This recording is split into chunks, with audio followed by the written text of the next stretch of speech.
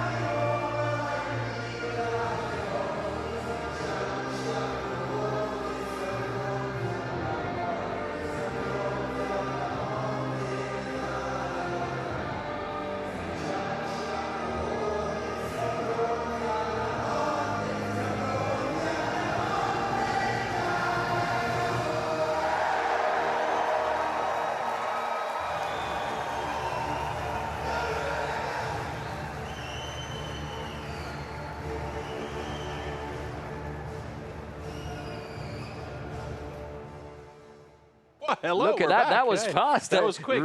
Really enjoyed that. So, and of course, we're ready to go. So the format is very special for the individual world championship. And you are the expert, Troy. On well, this. sort of, kind yeah, of, yeah. Come on. Matt, wait a minute. What am I doing here? Yeah, our format is quite interesting because we have 3 rounds and we gradually whittle the groups down to the final 6 guys. Let's just take a look. The easiest way to explain it to you is to take a look at our format clip here, and then you know what's going on.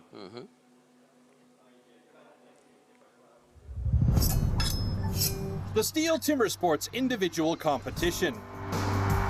In the first round, all athletes compete in 3 disciplines: the underhand chop, the stock saw, and the standing block chop.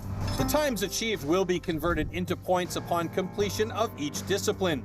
In round 1, a difference of 1 point applies in each discipline, thus the fastest athlete receives 12 points and the slowest only 1 point. Any rule infraction will result in a disqualification and the athlete will receive 0 points for that discipline. At the end of the first round, the athletes with the lowest scores are eliminated. Only 8 athletes make it to the second round. In this second round, the remaining athletes compete in the single buck and the springboard for increased scores. With 2 points difference between placings, the fastest athlete now receives 16 points and the slowest receives 2. The 2 athletes with the lowest total points are eliminated at the end of round 2. Only the top 6 reach the third round. In the third round, anything is still possible in the hot saw, as an increased score interval of 3 points applies in this final round. The fastest athlete can score up to 18 points at the hot saw, the slowest only 3 points. The athlete who manages to achieve the highest total score across all 3 rounds is the new champion.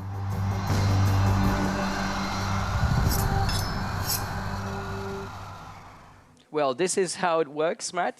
First discipline, underhand chop. Anything you want to tell us about that discipline? Yeah, the underhand chop is standing on a log, chopping a block through your feet. So pretty simple it sounds, but when you bring accuracy, power, and everything into the mix, it gets complicated for these guys. So underhand chop is a good way to start this competition out. It's one of the most simple events for people to start, and we have some strong athletes here, let me tell you.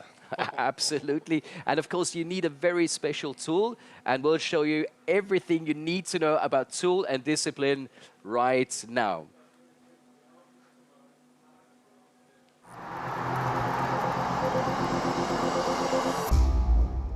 The axes used in Timbersports definitely can't be bought at your local hardware store. Made from special steel, the blade is hand-sanded with an angle of 13 to 16 degrees. It's custom built and carefully adjusted for each competition. The weight is around 3 kilos and it's about 80 centimeters long. The blade is so sharp that you could shave with it.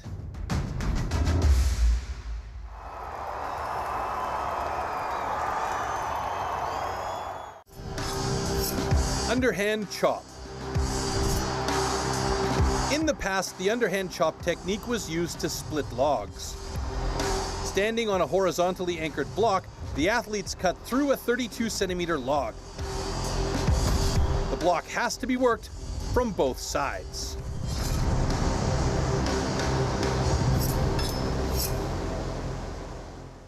And there is our start list for the first heat. We see Danny Martin and Koen Martens compete. Then we have Pierre Puberet taking on Emil Hansen, followed by Mitch Perrin and Nate Hodges. Heat 4 consists of Marcel Depuis and Red McNoll. In Heat 5, we're going to see Matthias Klima taking on Simon Grönwald. And finally, in Heat 6, it's going to be Jack Jordan against Braden Meyer. Wow, that's all I have to say.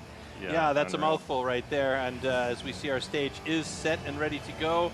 Rich Hallett on the left-hand side, legendary judge on stage, along with Andy Hall on the right-hand side. Those two guys will be taking care of these two gentlemen here as they come up on stage. Now, we should remind the folks out there, this isn't like yesterday when Australia made mincemeat of everybody else, dominating through all the elimination rounds. It's not elimination here until we get through the first round, which is the first 3 disciplines. So these guys, while being on stage with each other, are competing against each other, but they're doing their best to try and get the fastest time possible. To collect points. And points.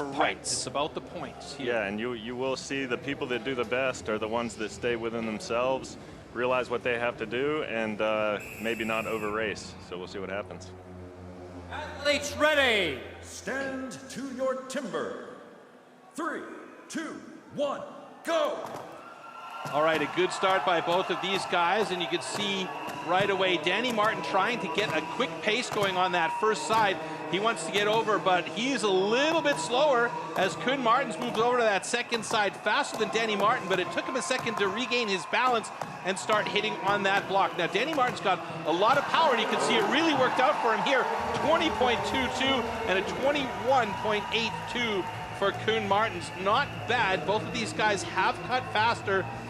Previous personal best for Danny Martin is a 19.25, and Koen Martin actually normally a lot faster with a 17.62 on the underhand. So not looking a lot faster on the wood here tonight. Yeah, when I was looking earlier, the wood seemed to be pretty well. So I think we had a little bit of nerves there maybe. First discipline, first guys up. That's got to be tough. But they had a close race and moving on. And Koen is always enjoying himself. As you said, Troy, that was not his best time. Doesn't matter. It's the World Championship. The crowd is going wild.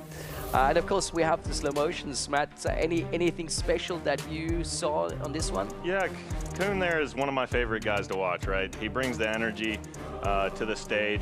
They both had good pace here. I noticed in the back where Koen struggled a little bit and maybe lost this race is just not reaching a bit on those hits. You got to span your axe, get all the wood out of there, and you see that big miss hit on the chip side. It just makes it tough for the drivers. There's no room for them, and you see them struggle there at the end. So for new people to the sport, reaching means putting the axe farther down into the block as they drive in to get more wood out of the lower side of the block. That's right. That's right. Reaching towards the ground is what we would say, and the further they reach down there on those second rounds, the better off they are in these races. And Danny's so powerful. You see it pull through. He's a big boy, getting plenty of support from his colleagues in the audience there as well. So it would be interesting to see what the wood's like here with new guys going. Maybe a bit faster here from Sweden, we'll see. So Emil Hansen from Sweden, like you just mentioned, against the legendary Pierre Puberet from France. Question for you, because in particular for you, Matt, Jolanda Gnadinger told me one time, if the wood is cutting well, it usually doesn't chop well, and vice versa. Does that stand true for you? Yeah, I could see that. I could see that. You know, you just have to look at every log as its own race, right? You can't bring expectations from last races. You got to just check it in the foothole, stay focused, and just make the best of it while you're in it. Getting philosophical on us. Athletes ready. That's what you got to do sometimes. Your timber. 3, 2, 1, go. All right, both these guys getting going. Pierre Puy-Barré is a perennial champion on the French side. Emil Hansen, really quick turn to the other side. 2 drivers ahead of Puy-Barré on that second side, and Emil Hansen looking really good, but the power and accuracy of Puy-Barré always bodes well for him. But Emil Hansen is through in an 18:17, fastest time so far. That'll put him in first place, and a 23:04 puts Puy-Barré at the bottom of the rankings so far, but after 4 guys, he's only in 4th place, and that's not a bad time, Matt. Yeah, the 23, he's going to wish he had a couple of those hits back, I reckon, but you see Emil there just pull through, nice, strong, powerful hits, clean lines, and he had no problem getting it off, so 18 seconds right around there is going to be a good, strong time. Both cuts are good. Yeah, there tail of the tape for these 2 guys is really, really close. 16.79 and 16.71 between the 2 of them on our personal best. So, yeah, we're seeing the times a little bit slower on the blocks here. Yeah, and we'll see those get faster. Don't you worry, Troy. So, but here, no, Emil sets a good time for those guys to beat. He was spacing his axe nicely, as we were talking about earlier, and he's just keeping the pace on it here. And you see that he's not missing any hits, really. Decides to just go 1 driver there in the bottom because he figured he did all the work he needed to. So skipped the top one, went around, and had no problem. Well, a little problem in the bottom driving it off. Probably wishes he could pick up that second right there, but all around, great chop. And the experience that, he saw that he still had a little bit there, because some athletes who are maybe not as experienced, get that adrenaline flow, they cut through, they feel the log split at the top, but they forget that there could be a thread at the bottom, which would result in a DQ if they don't make sure they cut it and completely split the block. Yeah, and we saw that yesterday with people falling off their blocks forward or anticipating it coming off, and that just costs you valuable time. And in this race, I can tell you there's not much to lose. And I can tell it's going to get loud now. Ooh, how about that? The local hero against the reigning world champion.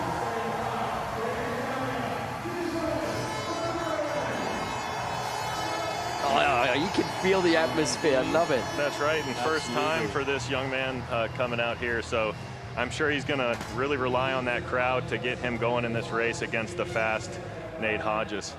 Yeah, he's going to need it against that reigning world champion. Michel Perrin up there on the block for Italy. There's Nate Hodges. I said this last year, and I'll repeat it again here. He is a power packet. Now you can see he's got what looks like hockey tape in between his hands, and I believe, correct me if I'm wrong, Matt, he does not to your timber.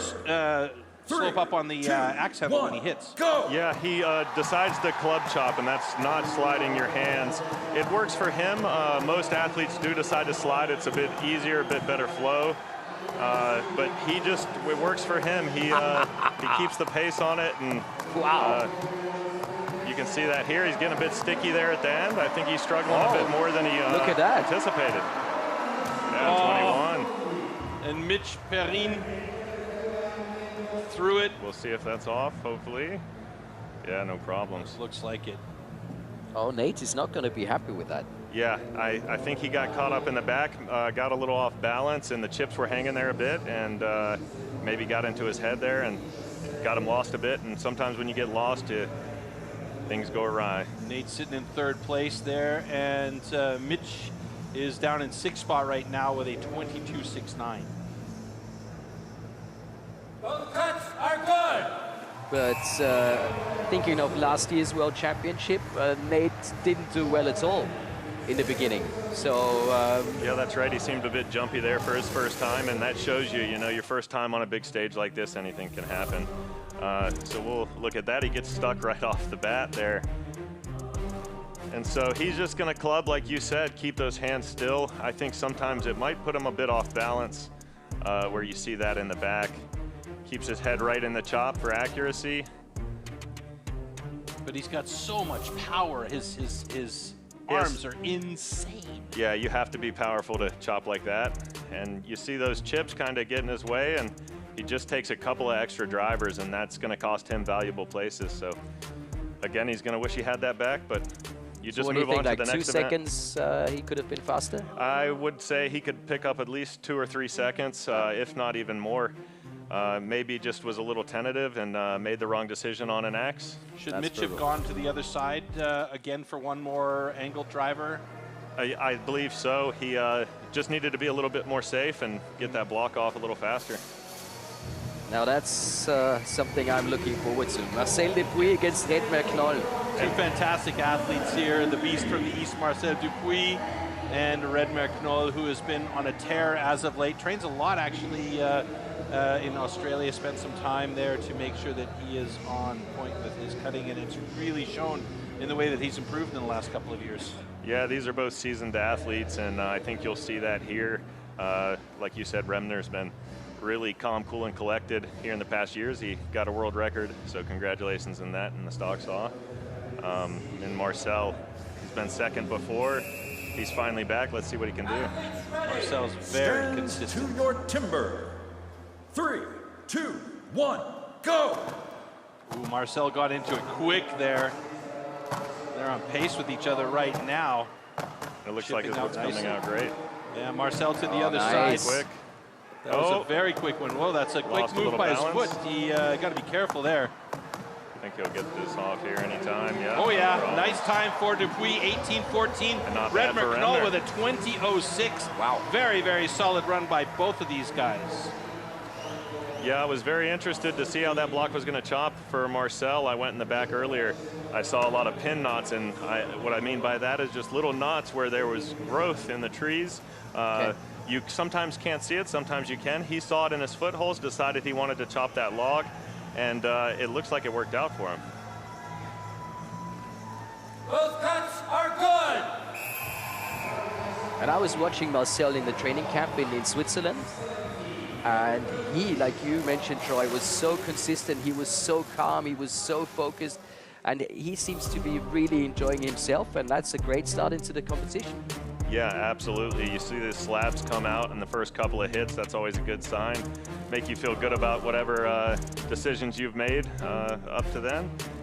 So you just see him make a nice safe cut, and I think that that's what put him ahead of the field so far, is maybe some other guys trying to go for it a bit and making worse decisions, and then you got the veteran experience here.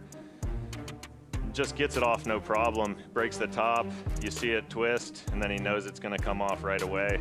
The initial timing had Redmer Knoll in 4th place, but after the adjustment and the official time has been set, Redmer Knoll actually sitting in 3rd place in the underhand chop results. So that's very nice for him as well. Wow, yeah. It's already getting interesting. Yes, it is. And wait for the young guns. Speaking of that, Gonna get exciting. two amazing talents here. Shimon Grunwald going up against Matthias Klima. This is the first ever appearance by Shimon Grunwald at a world championship. Matthias has been here before, so it's going to be an interesting dynamic between these two. Yeah, this is actually Matthias's first time at least. It is his first time. The individual, yeah, so they're both mean and green, so to speak. So I think they're going to have a lot of grit and a lot of power. They do bring some experience. I know they're rookies to this stage, but they're not rookies to Stihl, and no. They're going to bring the heat here. All right, here we go. Stand to your timber. 3, 2, 1, go! Keep an eye on the pace of Shimon Grunwald on the right-hand side of your screen. Yesterday, and look at that. he was unbelievable. Nice smooth Both aids. of them over to the other side. Transition was this is great. sensational. Klima This got is a little bit sensational. sticky. Shimon Grunwald looking good. We might have two very fast times here. Oh, personal best one by Grunwald with a 14.68. Oh, and and his not axe just broke. Klima with an 18.06, sitting in 3rd place right now. Holy smokes, folks. Wow. That might even get a little bit better for Matthias Klima. He may well pop to 2nd if the timing becomes official and improves. Now, they are looking at Matja's block. Did he cut a foothold? No, it looks like he's okay. I think he just broke his axe. Yeah, he broke the axe handle. I think my he reached goodness, a little he did, bit low, didn't and at least it was safe. Everything worked out, and there's sometimes nothing you can do about it. I completely missed that. I was watching the chips flying. Both cuts are good. That's what we want to hear. Both cuts are good. We have a broken axe and a personal best. And they're in first and second, the juniors, you know, the youngsters in the first World Championship. And look what happened with Matja Slima. They did adjust his time, so he is a hair faster than Marcel Dupuis, sitting in second place. So these guys have set the pace now for everybody. Yeah, and they just bring speed and power. And this guy, he just had a good log. His axes were cutting unreal out back. I knew he had something for this, and he just gets it off, no problems. You can see a little bit of mishits from the rookie, but man, with bringing that power, doesn't always matter. So 14-3, that's going to be a tough time to beat, even with the guys coming up.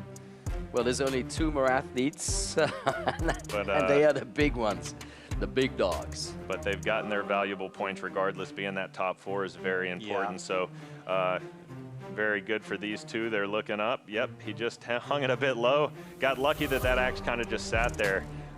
Those things can get scary. They go flying. I've cut myself the same way before, so good for him. All right, last heat coming up, heat number 6, and this is one that you were really looking for. Oh, yes. We can call this showtime. Oh, yes. And these are just the 2 top underhand cutters in the world, so it's going to be fireworks, and let's see if they can beat that 14.37. Jack Jordan holding the national record for New Zealand, and as we well know, Braden Meyer holding the world record. That's stood since 2019, I believe? Yeah, it's been a long while, and I don't think he plans on losing it. I see the focus on his face. And the seasonal best as well for Braden Meyer. Stand to your timber. 3, 2, 1, go! Oh, look at the timing. And look at that. No, this is not.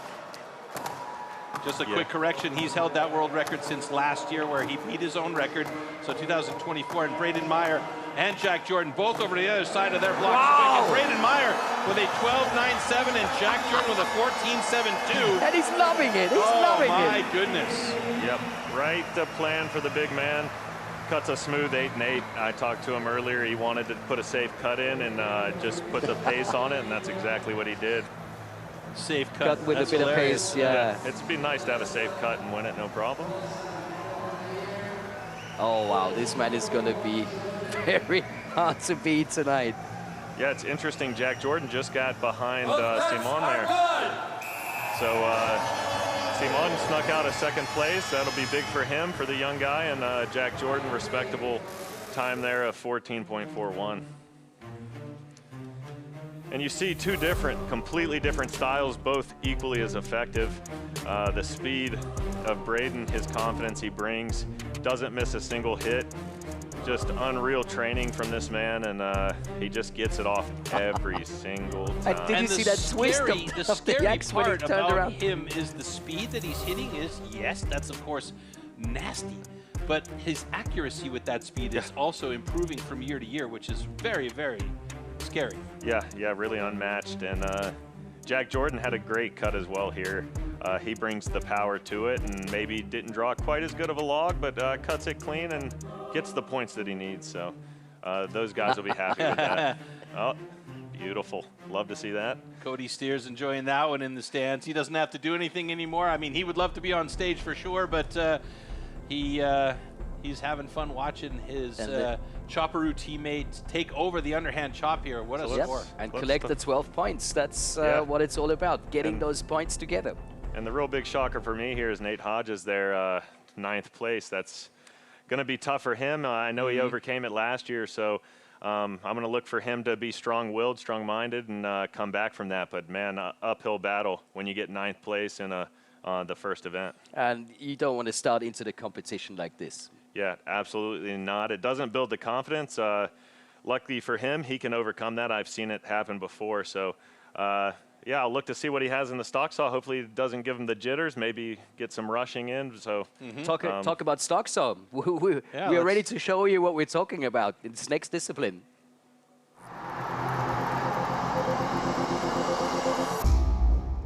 The Stihl MS661CM stock saw is used in Stihl Timbersports as the ultimate test of operator skill.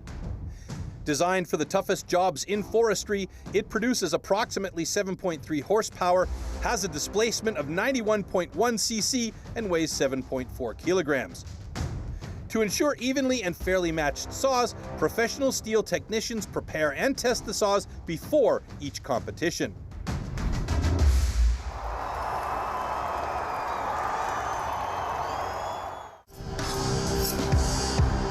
Stock saw. After the starting shot, the contestants have to cut 2 wooden discs, so-called cookies, within a 10-centimeter mark. 1 downward and 1 upward. The attempt is only valid when both discs have been cut off completely and within the marks.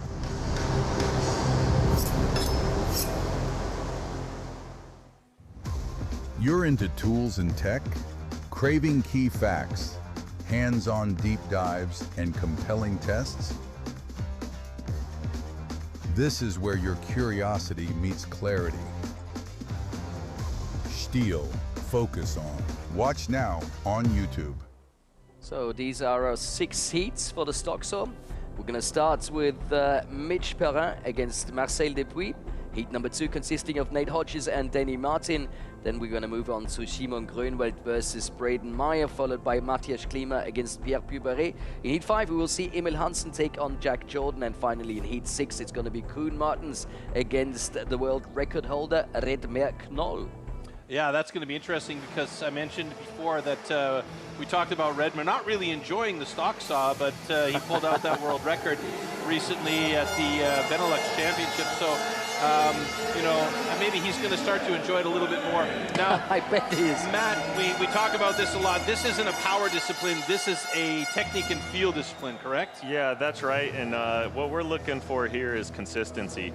Everybody might bring a little bit different technique to the table, but what's important is that they're keeping even pressure and just doing everything smooth, and smooth is fast. Smooth is fast.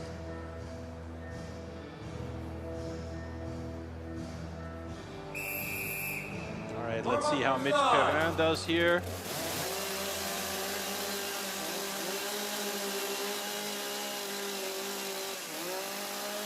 Canadian fans, of course, strong always in the visit to the World Championships. Here we go. Stand to your timber.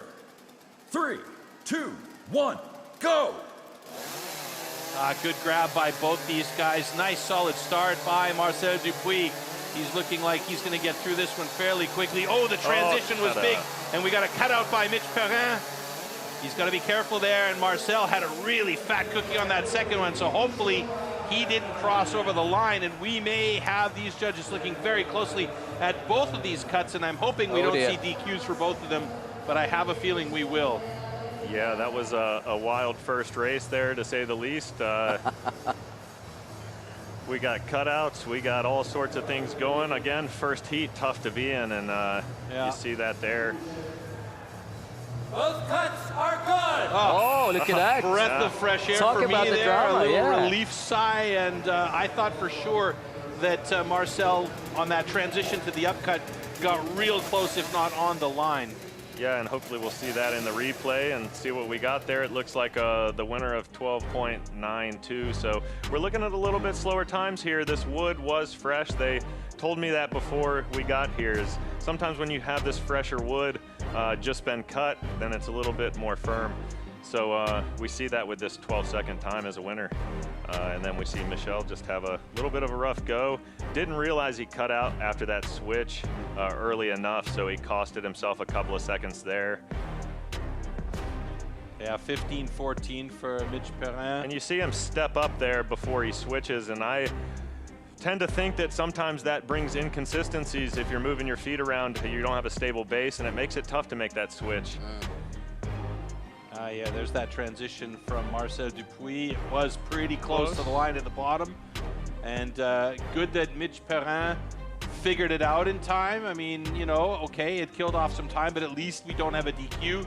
And he didn't leave himself a lot of space to make that final cut to get up there after the cutout. Yeah, points are points. So, gotta take them when you can get them. Talking about points, Nate Hodges, Yep, the it's reigning time. world champion, he needs points, so he needs to be good in this one. Yeah, that's right. It's time for him to make his move here. We're saying it pretty early, but it is time. Danny Martin also, he's very He loves comfortable those disciplines, with yeah. the motor saw. If it's a stock saw or if it's a hot saw, he feels good with that discipline. And you can see national record 863. Tail of the tape has the advantage going to Danny Martin here, but we have seen Nate cutting pretty well in stock recently. Yeah, I agree, Troy. Danny Martin is a great technician. You can see that with the national record and the time. Nate Hodges himself, I know the training he puts in, and he is just a fanatic of the sport, so to speak. He puts in thousands of races, and so as long as he can get his nerves out of the way and get a good smooth start, he'll be quick off the go, I can tell you that. So he's going to get all the time he can. You see him practicing the start there. He just wants to get warm, get loose, feel good about it. It's a lot of mental preparation in these disciplines as well. There's a lot to think about up there. You got to get your feet right. You got to get your eyes right. You got to get your mind right. So see if he puts it all together.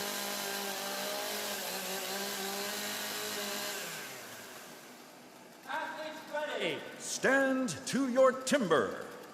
3, 2, 1, go! Oh, quick little pick bobble by there, but Nate then- Hodges. A thin cookie for Danny Martin, though. That's going to bode well for him. Ooh, Huge right on the transition line. for Nate Hodges, Oh, and no. he is, Oh, no. he is Jeez. killing that line. I'm going to see a DQ for Nate Hodges. Danny Martin with an 11.80. Two thin discs on the deck for Danny Martin, so you can see his comfort level with the saw, no problem. The excitement for Nate maybe got him a little bit on that transition. He went too far over. We got the yellow flag. Yep, and there it is. I was afraid of that. And yeah, it looked pretty obvious here from the booth, so it's unfortunate for him. Like you said, maybe when you're trying to pick those points up, you just go a little too fast. And You can see Andrew Hall right now giving it a real close check. So if there is some blue line remaining, they'll usually give him the benefit of the doubt. yep, that's right. And with this wood being so fresh, is there won't be any wood chunking out, so they will be able to see that line pretty well. It shouldn't be a problem for those judges today. All right, fingers crossed for Nate Hodges. Oh, there's Look a at little that there. fat That cookie is a there. close know, you call. never That's know. another close call. You know, that's Timbersports. I think it's good. I think it's good. That's right. Okay, after checking for a cut line, we've determined that both cuts are good. Oh, there we go. And his day is saved, Oh folks. my goodness. Nate Hodges is Still in the game. sweating bullets Yeah. right now. Down here, eh? I'm not supposed to be sweating. You might be sweating sawdust at this moment. Let's take a look at this wow. again. Maybe we get a view from the bottom camera Yeah, great on that camera transition. shot there. But that first cookie was brilliant. Yeah, super smooth there, and it does look like a thin disc, so he has tons of real estate. Tons needed of it. real estate. Yeah, thank God See he on had the far it. side, though, Danny Martin's got a Same. paper-thin cookie there. And Danny just had a bobble there on the start, got a little bit Yeah. behind from the start, but he knows how to Beautiful pick up time. transition, yeah. And boy, that'll lose some time for Nate too, as he's gonna have to steer that saw. When you get that close to the line at the bottom, all you can do is pray and steer that saw. So he's gonna turn it with his hands and when try you to get it steer, away it from the line. slows down the cutting efficiency of the chain as well, correct? Yeah, that's right. Yeah. That's right. And you see Danny with the faster time there by a 10th, and that 10th could have easily been picked up if he just had a smoother run there on the upcut.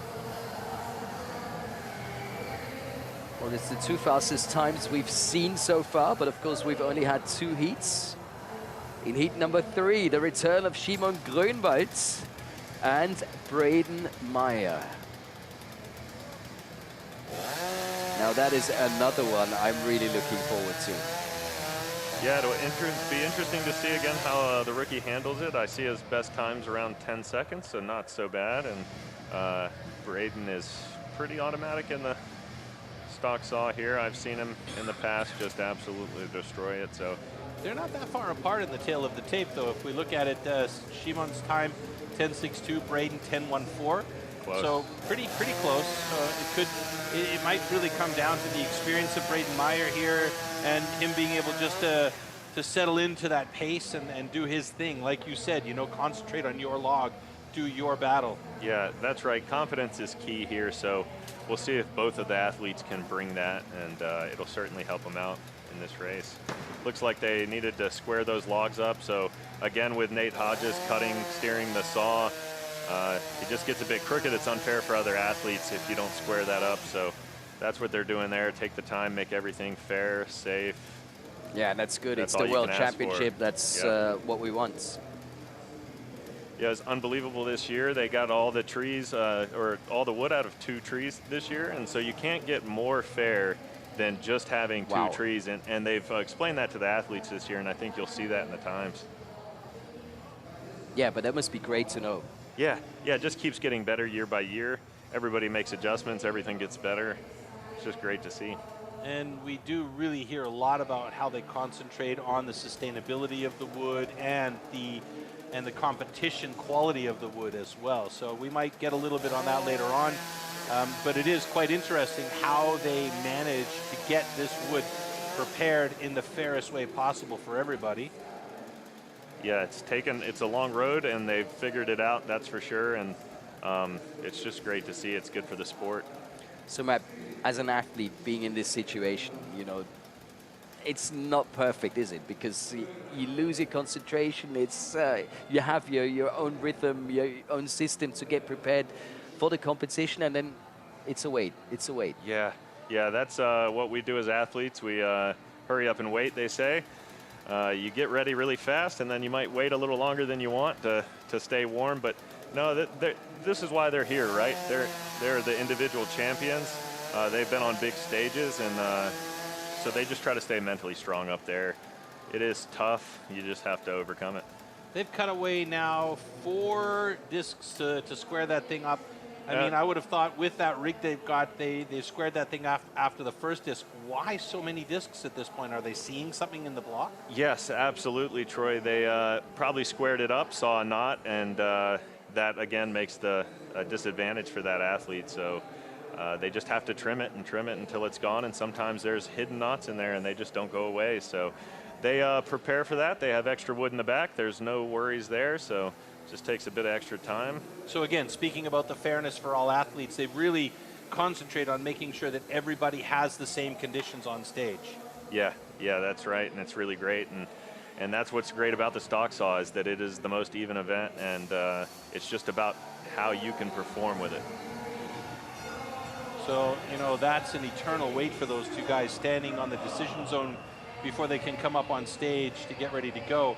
That's got to mess with your head a little bit, especially for Szymon, seeing them do that much work on the block that he's going to be cutting on. Yeah, that's got to be tough. And standing next to Braden Meyer. Yeah, of all things.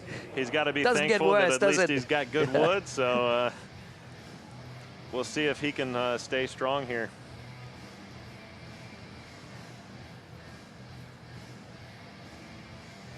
It's a big man with a little saw.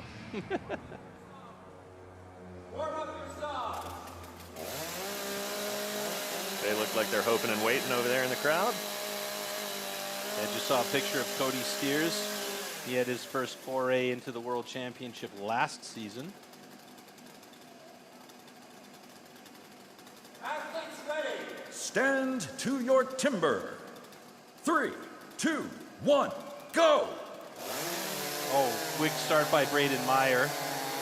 Thin cookie for Szymon Grunwald. Braden Meyer, beautiful transition. Szymon Grunwald right there with him. Might have the faster cut. No! Braden Meyer just by a hair, 11.65. And Szymon Grunwald with a 12.19. And fastest again. Sitting in 4th place. And Braden Meyer once again showing his determination to be atop that podium one more time. Yeah, it looks like he came to work today and he's ready to do the job. So, is there any discipline, Matt, where you think that Braden Meyer can be beaten? Springboard? I'm going to go with the hot saw. He's an amazing springboard cutter too. Yeah, the man, there's nothing the man can't do. If he has a weakness, let's call it the hot saw, but it's not much of a weakness anymore. So, 2019, we saw him fumble that hot saw, but he still managed to win the World Championship title. because he was so strong through all the other disciplines. Yeah, and lucky for him, he got the saw started. 3 cuts, no problem, enough points ahead. So you just see him just do the work here. A good inch first cut is just beautiful. Over there, Simon has a little trouble, a little thin. You gotta be really careful with the saw. You lose time when you have to steer that saw. So you see Braden just keep that perfect RPMs on the saw and just float it right through. Schumann Grunwald looks like he was hardly stressing about that, though, relaxed through the cut, even though, you know, it wasn't as fast as he's had before. He looked good, but could that be feeling the pressure from the backside? Yeah, I think so. I think you just have to put the races in too. So he's a little, he's only 20. So, you know, we have high expectations for him for how young he is, and he is living up to it so far. But there you are, Braden, 11.5 in the lead by 0.2, just saying, here you go, boys. It's time to buckle up. Oh, it definitely is time to buckle up when this man is around.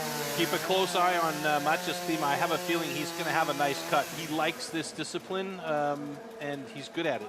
Yeah, and I've got the pleasure to train with that man personally, so I've given him at least all the tips I could, so let's see if he can pull through. I know how strong-headed he is as well, and I think it'll go just fine for the man. Yeah, and you're not so bad yourself on the stock, so are you? Oh, you're too kind. You're too kind. Yeah, that's going to be interesting. And he's going to be a bit upset for breaking his axe in the last discipline, so he might go into this with a bit of anger. Yeah, and I think the key here is for him not to go in with anger, because he does have to stay nice and calm and consistent, and he's got to put it out of his head, right? So the most important thing for these athletes here is to just move on to the next event, put the last one behind you. You're not doing it again. So the ones that can do that, you see really pull through. The French fans. Unreal, isn't it? Yeah. They're having a fantastic time here in Asterix and Milano. Obelix in the house. Yeah, yesterday they sang the Marseillaise. That's fantastic. Yeah, you can't ask for anything better than that. And you did mention there are a ton of French fans that come to these events in Italy. Canadians are pretty strong there as well, huh? Surprisingly strong. Fanship is strong with the Canadians. I like Pierre Puy-Barré, though. Interesting character. He's always got that dour face, you know, but I say this often about him backstage. He's a bit of a character. You probably know this better than we do, because you'll be backstage with these guys more often than not. Yeah. He's a bit of a clown when he gets back there. Yeah, that's right. Like you said, I'm a bit intimidated the first time I came over here and saw him, but yeah, it's like a teddy bear. Very kind man, yes. Absolutely. Yeah, very kind. Yeah. Once you get to know him, super nice. It's the great thing about the sport. We're all a family here, and it shows, I think. Yeah, it's my favorite time running around with Matt. Warm up your It's like everybody, how you doing, buddy? Yes. Look at that beard. Wow. Look at those pants. Yeah. This is impressive. We should have took some notes. Deep breath in. Stand to your timber. 3, 2, 1, go! Oh, Great wow. start. Great start by Matthias Klima. He got right in there, and that's a first cut. Really, really nice transition by Puy-Barré is also amazing. But Klima with a great time, 11.97. That puts him in 4th place. That's a nice cut for Matthias Klima. Yeah, it was nice and smooth. You see a little knot there, so maybe that slowed him down there on the second cut. Just a hidden thing there, so we'll see how the official times roll out. And he moves to 3rd with the unofficial times to 11.76. That's big for him. In the stock saw, these tenths matter. Both cuts are good. Pierre Puy-Barré with a look at the reaction. 12.20 Yeah. in 6th place right now, and Matthias Klima sitting pretty in 3rd in this discipline. And at the moment, that puts him in 3rd in the overall standings as well, with a couple more guys still to cut. Yeah, I think that was two good races, to be honest with you there. They both had good, smooth cuts, 2 different styles, and you just see Matthias pull ahead there at the end. He must have had a little bit better pressure on the saw. He figured it out there in the first cut. Very quick start, and he just pulls it through. There's that step in from Puy-Barré that you mentioned earlier. Yeah, that, and sometimes that will mess you up, but they practice it enough. And like I said, these different styles, just whatever works for you. But Matthias just stays on that saw right till the end, pulls up, and you see those, it's not even a tenth that he pulls ahead of Nate Hodges there. And those are just big points for Nate to lose, Matthias to gain, and you're going to see things get mixed up. time to beat right now to gain 12 points out of this discipline is 11.50, set by Braden Meyer. And now this bites. Oh, let's take Okay, you can scream. What's happening on E now stage? Milano, oltre Oh, look at that. Beautiful. tutti insieme. Ok, vi potete vedere anche sopra. Sounds like they're taking Ancora, the walk ancora, in the ancora, background ancora. As the crowd gets into it here. We're live on TV now, adesso di qua. Sultan taking care of it. Adesso questo lato. And it is a beautiful arena. E now this part. Especially for the athletes, because the crowd is so close, Matt. Now That's those down. kind of stages that you guys really love. Yeah. And If this atmosphere again. doesn't hype you up, then I don't know how to get you hyped up. Down. Are we going back up? I think we are. Here we go.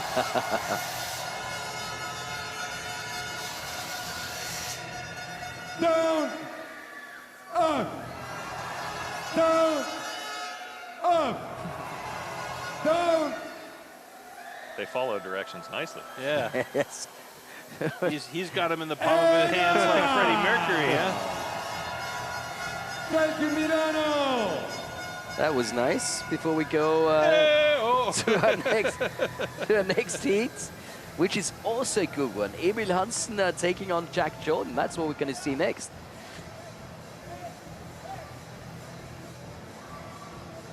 The crowd doesn't get enough, do they? Yeah, that's right. Yeah, and two strong athletes in these two next ones, and they're going to want these points. So. Oh yeah, Jack doesn't want to get too far away from Braden for sure. Won silver last year, so of course the goal when we talked to him is to take home gold, and you got to make sure not to lose too many points in the first disciplines. Now, Emil Hansen has a distinct advantage that his dad, Hans Ove Hansen, is an exceptional stock sawyer and actually teaches the correct technique for the rookies at the Rookie Academy. So you know that he's going to come into this discipline with a lot of nice tips about how to really cut clean and fast. And of course, we know Jack Jordan. I mean, you know, this guy is also a phenomenal athlete. You can see a 950 personal best for him. That's nothing to slouch at, right? Yeah, I'd like to see how he does in these sawing events. He is such a powerhouse in the chops. You know he's going to be a top place, and what's going to matter, make or break him, is these sawing events. So it'll be very important for him. And as you said, Emil, let's see if that training pays off.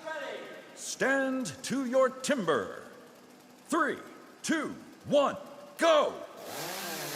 Oh, quick starts. Very Nice reactions. Jack looking very good. Transition beautiful for both of the guys. Heavy. Oh, Hansen. nice cuts. Hey! Oh. Jack Jordan with 11.42. Emil Hansen 11.69. Jack Jordan takes that top spot in stock saw just ahead of Braden Meyer. 0.8 of a second faster. So that is a nice cut from Jack Jordan in the competition here today. Yeah, clutch performance from Jack. Clutch is One the of, perfect description. Right, one of his weak events, and he shows you, nope, I'm back, baby. I'm here to play. And third spot for Emil. That's also nice. Yeah, two great cuts, and I could hear it from here. I couldn't tell which one. I would imagine Emil, with the time being a bit slower, they got a bit heavy on the upcut after the switch. They just put a little too much pressure on the saw. I could hear heard it the motor bog down. bogging Yep. a bit, yeah. Yeah, and when you do that, it just slows you down a bit. But lucky for Jack, he got that quick time. He crushes the time to beat, 11.26 officially. So a little over 0.2 ahead is a mile here in this race. So impressive. Yeah, and they made the adjustment to the official time for Jack Jordan. It's 11:26, like you mentioned. And Emil Hansen, 11:55. Oh, look at that. You know, the times among the top 7 guys are in the 11 range, and that's how close this really is. Yeah, Crazy. and that's the important thing, is that this wood is even and that these times are close like this. You know, maybe we don't see a world record, but we see a fair event, and that's what the athletes want. Oh, Just got him sheer right at the determination, end. huh? And Job done. focus. Job done. Yeah, truly beautiful. One more heat coming up. Belgium versus the Netherlands. Koen Martens against Redmer Knoll. This should be funny, actually, because we know that Koen Martens cuts very well with the stock saw. We know that Redmer isn't such a fan of the stock saw, but after that world record in stock saw, he might be going, maybe I'm not that bad at this event after all. Yeah, if that doesn't give you confidence, geez. What does? Come on. I mean, really. I was watching at home in disbelief. I think we all Did he were. call him? I think he was even in disbelief after he made that cut, because I remember the interview afterwards. He was like, I have no idea what just happened. Just smile. Yeah. Yeah, but he's one of those guys, you know, he's such a nice character. He just enjoys competing. And he deserves it, yeah. He puts the work in, and it's really great to see him grow in the sport. And of course, these two guys, they know each other Let's see really if we well. can get a little monkey celebration going on here. All right, there you see that world record 7.46 held by Redmer. Koen Martens' personal best in 8.71 on that graphic on the bottom side of your screen. And like I said, you know, he's a consistent competitor. Koen Martens is much in the way of Marcel Dupuis. Very consistent throughout, maybe not the fastest in individual disciplines, but his consistency throughout the disciplines speaks volumes. Yeah, and he does bring the best attitude Absolutely. to this sport. And when you bring a good attitude, it lets you chop free and saw free. And when he brings that to the table, he really makes him dangerous. Because I'm free sawing. Oh, boy. What is going on? Sorry. What is Too going good. on? Too To good. your Sorry, he says. timber. 3, 2, 1, go! Yeah, nice even start by both of them. Nice clean cut. That's a bit of a cookie up front there for Redmer, but the transition looked pretty good. I think Yeah, he's pulling Koen's a got bit that one. hard on that. And Koen Martens with an 11.72, there. Redmer with a 12.57. Yeah, there we go. That's Who's what I having wanted some to fun see. right there? Give it to us. Yeah, you were asking for it. Yeah, yeah. He knows what the people want. If you're not having a fun time out there, then what are you doing? Yeah, and it's exactly the same time that Danny Martin had, so that puts him in 4th position. It's jumped up to 3rd now after the official time change. Nice Oh, wow. little adjustment. 11.52. Koen Wow. Martens in No, 3rd. he's so going to be happy with that. Jack Jordan, Braden Meyer, and Koen Martens 1, 2, and 3 in stock saw. Awesome. That's going to shift things around in our overall standings a little bit too. We'll check that out in a few minutes after our slow-mo here, and we get to pick it apart. It looks like we've got a whole team of referees up there in the stands. At least they have fans too. Yeah. Poor guys. And you see Remner just gets 10th there. It's tough. We'll see if we can see anything on the slow-mo here. Maybe something happened to him. It seemed like he was pulling a little bit hard on the upcut. Yeah, you have to adjust really quickly to these saws. Whether you're too light or too heavy, you have to listen and you have to adjust. And if you don't get adjusted quick enough, the race is over. And you see the guy, calm, cool, and collected. Koen just goes up there, gets it done. Big 3rd place, picks up those valuable points. You could see Redmer's, the bar tip isn't sticking out all the way. Could that have affected the way it's cutting? Yeah, you have to watch that. And I do believe that if you have the bar tip all the way in, that is the fastest way to do it. And it gets dangerous there. You have the bar hidden into the wood. Crazy things can happen, and DQs come fast. You can also kick a little bit while you're trying to control C'è the saw on Marta the lì. cut. Fate chiasso per Marta. So here we have the final results and the points awarded.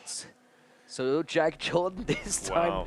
beating Braden Meyer, so they stay very close together. We're going to see it in the overall standing just in a few moments. Yeah, you're looking at just 1 point here between the two, so keeping it close, keeping it interesting. 23 for Braden, Jack Shimon 22. Tied Matthias for Klima, second, Emil third, Hansen. fifth place. First-timers here. Holy moly. The young guys coming in clutch. All three young guns from Europe right there, still in the mix. That's great And to we see. see the Canadian and USA, they just need to pick up a bit of time here. Yeah. It's now or never. This is the last event coming up, stand and block before they start eliminations.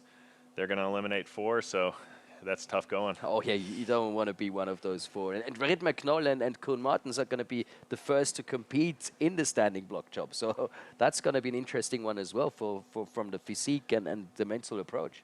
Yeah, that's right. The guys that are a bit lower on that bracket, they're going to want to look at what other guys are doing and see if they can make adjustments and maybe gain some time there. The first 2 guys, they want to do the opposite. They want to go out there, crush, make you guys feel bad about yourselves, you know, like, oh, you guys really have to go for it. So, yeah, it's just 2 different ways of looking at it, but we'll see what happens. Very interesting with these points like they are. Yeah, it's the last discipline before we eliminate a few athletes here. We are going from the full pool of athletes down to 8 after this discipline, so they really do. This is the point now where they have to get those extra points in their book. And here's all you need to know about this discipline. Standing block chop. At the standing block chop, the felling of a tree with an axe is simulated. A vertically positioned wooden block with a diameter of 30 centimeters has to be cut through both sides. A powerful and precise swing with the axe is the premise of a good result.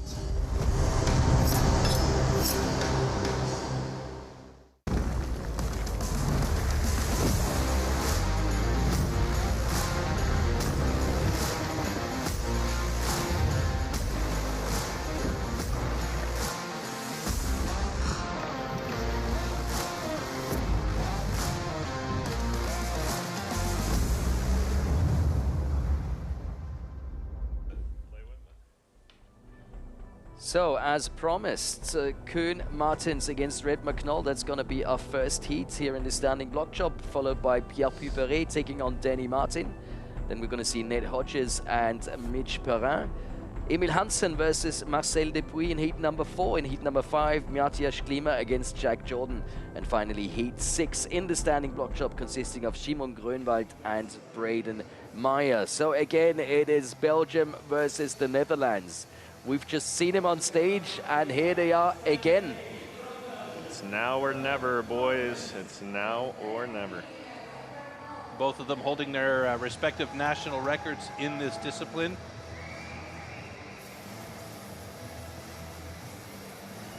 I think you're going to see these guys go for it. You see the PB up there of 15 seconds is nothing to joke around about, so I think you'll see some fast times out of these guys.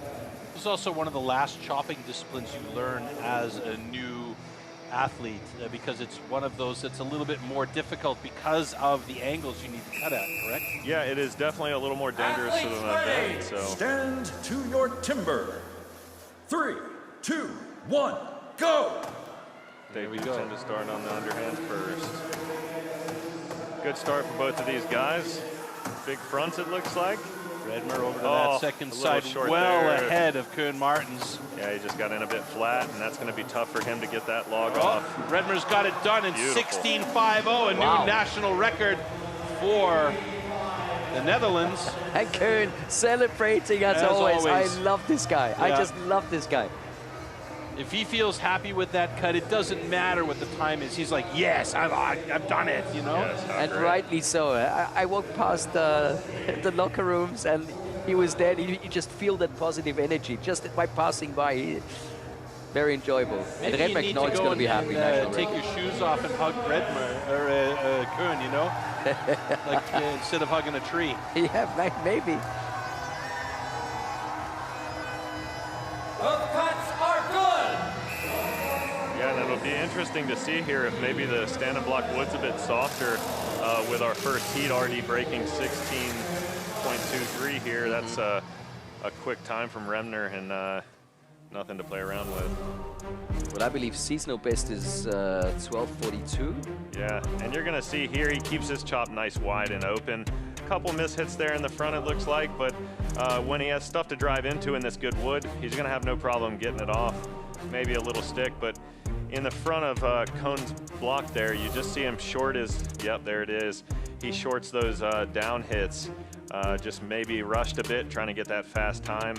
Miss those hits, pinch it off in the front, and you just can't get to the center, and makes it that much tougher to drive off in the back. Oh, he thought he had it there, and you can see his face. Gotta go back and get it one more. Yeah, throws you off balance there a bit. He thinks it's gonna come, and even more time lost. It's interesting to see that, that chop and then the pull in to try and get that last cut through, Yeah, the confidence is important when you're driving those logs off. If you're not driving with that power and precision. The Van Drielen's watching on as Redmer had a pretty nice run there. So Pierre Puberet against Danny Martin. That's another one of those classics, you could say, in Europe.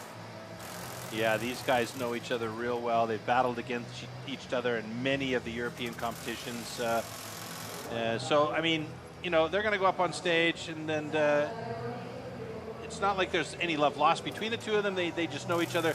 So I don't think there's any vibe that's happening here that's going to cause one or the other to not perform well. Yeah, two Sawyers coming here to the stand-on block, so we'll see what they can bring to the table here. It'll be tough for them to beat that 16.23, I believe, but in these individual world championships, anything can happen. Yes. And we just had a hashtag there, the hashtag Stihl Timbersports. So if anyone at home or at the venue would like to show us their best pictures. Hashtag Stocksaw Lifestyle. We'd be happy to take a look at them. There's been so much going on yesterday on social media, absolutely fantastic. So many different fan groups, and yeah, that's also very enjoyable for us to take a look at after we finish our job. I think we've had some prolific posting going on this weekend as well, with the Instagram and TikTok posts that have been going out there. Barely have a chance to breathe before the next one's available on your feed. It's wild. You see the determination in his face. He's ready to to your timber. 3, 2, 1, go! A little sticky right off the bat for Danny there. Yeah, Danny Martin's been working on these chopping disciplines a lot. We know he's solid with the sawing disciplines, like you mentioned. A couple of Sawyers coming up on the stage here, but these two guys, they've got so much power, and the time that they put in to get through and that's really good really at it. Danny Martin with a 23-1. Wow. And Pierre Puberet at 21-6-0. Again, I should reiterate that all of these times that you see immediately after that block drops are non-official times until our competition control center gives the thumbs up and we can actually make them official, which is why we do see some timing changes. Yeah, you're going to see a couple of sticky axes and a couple bad decisions here in this chop, and the times are going to show from it. They both came in at third and fourth there, but yeah, they just couldn't get their axes moving, I think, the way they wanted to. And these weren't Las Vegas fun bad decisions. These were not well-made decisions here on stage. Yeah, that's right, and we'll see it on the replay.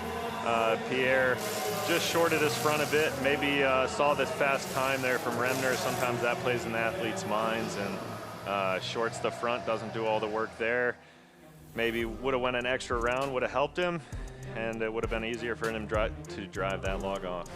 And that first hit, as you mentioned as well, was a stick for Danny Martin. Yeah, Danny's axe maybe chose the wrong axe for this particular wood. A bit sticky on the drivers in the back too, I believe. So again, Pierre just needed to come up again, get that chip cleared. I think they thought the wood was going to be softer than maybe it rolled out there in this heat. And it's just going to take them a couple extra drivers.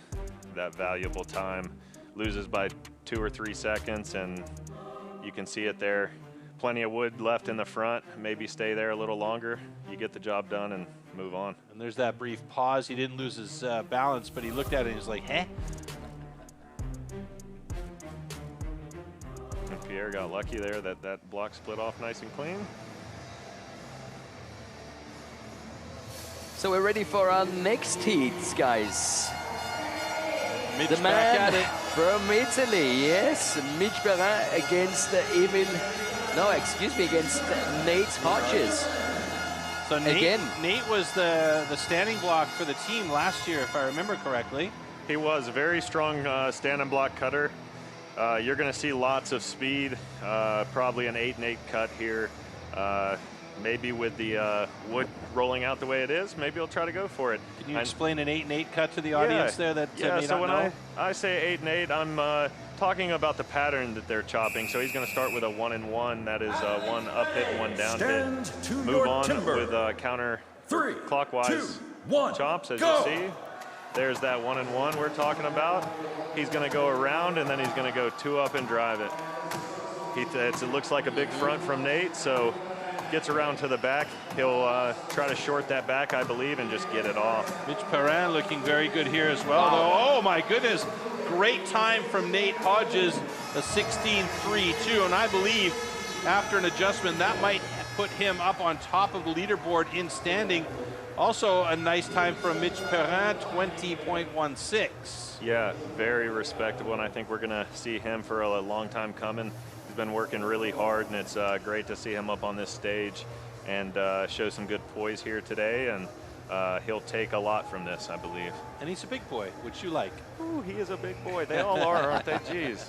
I'm like, maybe I need to start eating. Both cuts are good. Yeah, great. Great There you to go. see. Nate Hodges does indeed take over the top spot in the standing block with Well a done. nice time of 15.8, just ahead of Red McNoll. And then Mitch Kuhn faster than Martens. Danny and Yeah. Pierre Puperé. Wow. Yeah, he did a great job on that one. But you could see the absolute power, and you called it on point with each of his hits. Yeah, and it is a good pattern to go there in this wood. It seems to work for a lot of people. He's used to it. He's comfortable with it. So he's just going to hit these corners here. The chips are going to fly out and put 2 good space drivers in. Now, he couldn't have done it much better in the front there. I think he's just going to get a little bit sticky in the back. He's going to be happy with the 15.8, but he's going to know also he could have done a little better at the end there. You see that axe sticking, the nose, as we say, the end of the axe is getting stuck in that wood, much like you see there as well. So maybe this wood is just lending to sticky axes today. And I think the crowd is going to be eager to hear what the local hero, Mitch Perrin, has to say. He's on stage right now. With Michel Perrin, the Italian national champion. Michel, allora, siamo arrivati, fine del primo round, sei stato sopra, ben sopra il tuo personal best sull'ultima disciplina che era la tua disciplina, ma soprattutto quello che ti chiedo è il tuo primo mondiale. Com'è stata fino ad adesso questa esperienza tra il team di ieri e l'individuale di oggi con i migliori al mondo? Che emozione.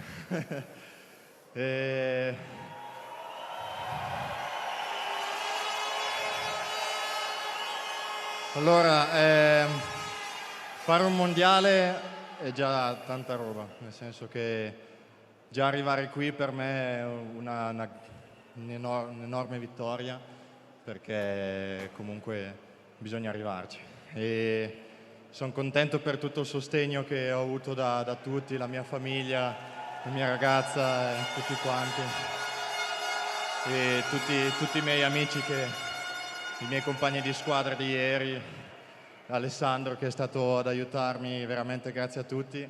E non è la fine, è solo l'inizio, e la strada è in salita, però bisogna imparare a scalare, e è quello che sto cercando di fare. Facciamogli un grandissimo applauso. Okay, in few words, how was this, your first World Championship? How was the experience to compete here in Italy, in Milano, both in teams and individual? He said, first of all, is the World Championship and you have to arrive at the World Championship. So that was really, really, really emotional. And allora, cosa vuoi dire a chi vorrebbe iniziare? Quanto è bello questo sport e come fare? Beh, penso che già solo guardando quando sono entrato, penso che già solo quell'emozione lì è una cosa che ti dovrebbe stimolare a iniziare questo sport, perché oltre a questo le discipline che facciamo sono delle discipline bellissime, si lavora con tutto il corpo, si fa un sacco di movimento, ci si allena tanto, e non è il classico calcio, non è il classico basket, è qualcosa di diverso e credo che come l'arena ci insegna stasera questo è uno degli sport più belli del mondo secondo me. Okay, the question was how can someone start at the Timbersports? Just being here to feel the emotion that you feel with the athletes is enough to start. It's a full body workout. It's not basketball, it's not soccer, it's the most beautiful sport in the world. Per Michel Perrin, facciamogli un applauso a Milano. Grazie Michel. And of course, it's the original extreme sport, so nice one to go with. Well said. I got a little misty there. Even the Italian that I didn't understand, I could see and feel the emotion that he was putting out there to the audience. So it's great. You know, I can see by your body language. Yeah, yes. you could really see that he's grateful for being here, even though he may not be where he wants to be. Not he yet. is where he wants to be, you know. So that's the start. Yeah, it's got to be an unreal feeling for him, being in front of that home crowd and them supporting him throughout this first 3 events. Well, Emil Hansen and Marcel Depuy are hopefully going to get a similar reception as they enter the stage for heat number 4. And this is going to be a good one. Oh, wow, look at the personal best. Yeah, they're real close together. Now, Marcel, we know, isn't such a huge fan of this discipline, but you put him in the situation where he needs to cut, he's going to do everything in his power to get through there fast. Yeah, he is strong and he is fast. But so is Emil Hansen. That's right, one of his better events here. And I think he'll be trying to gun for that 15-8. Maybe take one out of the book of Nate Hodges and go 8 in the front and then Athletes try to ready. beat him in the back. Stand to your timber. 3, 2, 1, go! Good Yep, even start both. by both these guys are on pace with each other, and you could see there Emil Hansen really going for it. Second side fast for Emil Hansen. He's about 3 drivers ahead of Marcel Dupuy on that second side, and he is angry at that log. He is not liking that wooded. Oh! It is My a national goodness, record. A 16.33 national record, and that's unofficial at the moment, but I can't see it not getting any slower. It's going to get faster once the buttons are checked. Oh my goodness. And a massive chip out of the blade from Marcel Dupuy. That is a bummer. And we'll have to look back on the replay for that one. He might have had a hidden knot. Looks Still, pretty he's got a disappointed there, 17.24 in that cut. 17.24 is unreal for breaking an axe and recovering. Still a little bit overshadowed by Emil Hansen and his new national record. Both cuts are good. That's great, but that's just super unlucky for Marcel Dupuy. Yeah, 16.33. It's been made official there, and Emil Hansen slips into second place just ahead of Redmar Knoll. So Redmar actually sitting pretty in the standings of the standing block chop right now. Yeah, and we'll see if that can bring him through to the next round. We'll see if that's enough. Emil here is just going to absolutely attack the front of this log. You see Marcel doing the same, just a little bit behind here on the turn. And Emil goes around quick. I think he realizes it because you're going to see him go one more up there before he starts driving. And when people do that, you tend to think, oh, maybe they're not confident it's going to drive off. They want that one extra. But it came off no problem, and it got him a respectable time. Yeah, respectable enough to become the new national record at actually, with the adjustment now, it's actually lower than 16. It's 15.94. Wow. So the Competition Control Center really got their hands on that one. We should point out too that there are 4 individuals that are at the front of the stage holding buttons. And when they see that the log is split, they will push the button. So it's kind of like double indemnity for each side. And then that will determine the time. So that's why sometimes you see, for instance, in the underhand chop, you'll see that the block wiggle a little bit, and then somebody will push the button and the time will be incorrect. And that's why the Competition Control Center then goes back and double checks the nuances of that block actually separating and what the actual time is. So sometimes, more often than not, you'll see the times be faster here after the control centers had their hands on it. And here come Matthias Klima and Jack Jordan for heat number 5 in the standing block chop. This is a big race here. It's going to be important for Matthias to stay smart in this chop and show his experience in standing block cutting, because He's good. And he has a tall job going against that big man over there, Jack Jordan. Yeah, both of them have a very similar time in their personal best, though.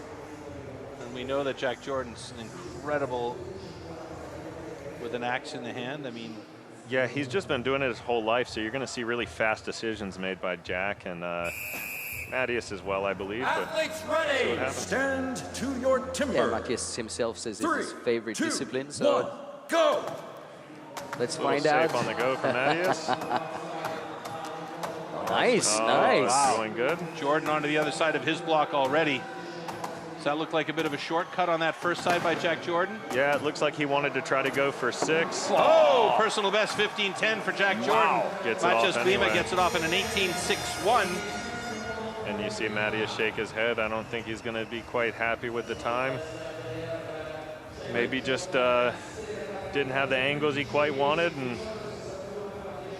that's what happens in races like this. Yeah, that's well off his previous personal best pace by about 2 seconds. And Yeah. the race between Braden Meyer and Jack Jordan is still on, because the worst that can happen to Jack is to become second in the standing block job. That's going to be third with Simon. You never know how he goes in this next race as well. It's going to be really impressive to see how those last spots check out here in the end. Both cuts are good. Nice. And you see it there, 14.84. Unreal. He could have cut that faster. Like you said, he shorted the front a bit. I think he saw the guys before him go 8, and they had big fronts. He said, oh, I'm a big man. I know how to chop these. I'm going to get it done. Let's do it. And so this is Matthias to start. He a little late off the go. I think he just wanted to play it a bit safer his first time on the stage here in the individual world championships. Whereas you see Jack going a little more aggressive, pulling that 6 out in the front and just trying to attack it in the back. Had to go a couple extra there because he did short that front, but the man has no trouble getting a log off, and you know, he's no stranger to these logs. So. And this is his third appearance at World Championships now, I believe. Yeah, that's right, with a silver medal last year. So you know he's hungry for that gold, and he's proven it here. Top places in all the first 3 events. It's going to put, oof, and you see the big miss hit from Matthias. Maybe just trying to get those last drivers. Ducks his head a bit, and boom, the axe goes straight in. Just killer. So one more heat, 2 more athletes, Simon Grönwald and Braden Meyer.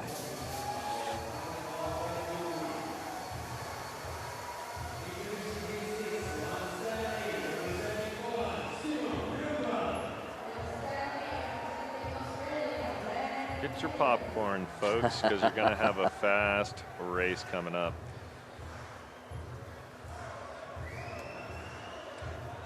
It'll be interesting to see if they can beat that 14.84. If anyone can do it, I think these 2 are up for the match. And Simon yesterday in the team competition was really, really impressive in the standing block job. Yeah, unreal, his best chop. He was 6 hits in the front, 5 hits in the back. I mean, that is on world record pace. Athletes ready. Stand to your timber. 3, 2, 1, go. Look at those 2 beasts. Beautiful chop in there. Both to the second side quickly as these 2 guys really hammering away. I was a little bit lost in space watching these 2 guys go. Braden Meyer a 12.47 and Grunwald with a 14.98. That's definitely going to help Grunwald. He is sitting in 3rd place right now. Braden Meyer takes over the top spot again, so he'll get the 12 points out of this one, with Simon Grunwald taking 10 points home to the bank, and that means that Simon Grunwald is in a good position in 3rd place in the overall standings. Braden Meyer, Jack Jordan 1 and 2, and unfortunately we're going to see a couple of guys get eliminated from the list here. We'll give you that update as soon as we get our overall standings coming up shortly. Both cuts are good. Yep, and there it is. Simon did what he needed to do. He stayed in the race. He got his log off in a fast time there, and you're going to see him get some top points and be on the top of the leaderboard. But Braden Meyer, seasonal best. Just I mean, absolutely he's just destroying performing. logs today. 3 points up altogether now yeah. to Jack Jordan after those first 3 events. I think he went into this saying, I'm going to win, and not only am I going to win, I'm going to try to beat that record, Matt Koger. And I think Matt Koger, a sigh of relief, says, I'm going to keep it this year, but he was coming for him. So he put a quick 6 in the front, I believe. Hard to see on the split screen there, but goes to the back and just absolutely attacks it. Tries to get it off in 5. You see that hit, almost get it. And that extra hit is going to miss a world record, but nonetheless get the win. Again, some tremendous pictures Wow. from our camera crew. Yeah, and you see there Simon, he just has a little short front. I looked earlier, and I did notice he draws his lines a bit narrower than most athletes, and it seemed to have him, well, I say struggle, but getting second with a 14.66. Imagine what he could have done if he opened those wood, right? It's unreal. So you see Braden Meyer with a season's best, and that OC actually means oceanic record. I had to check that out myself because that's the first time that I'm seeing that graphic with OC. So that means that's the records between New Zealand and Australia's. Got it.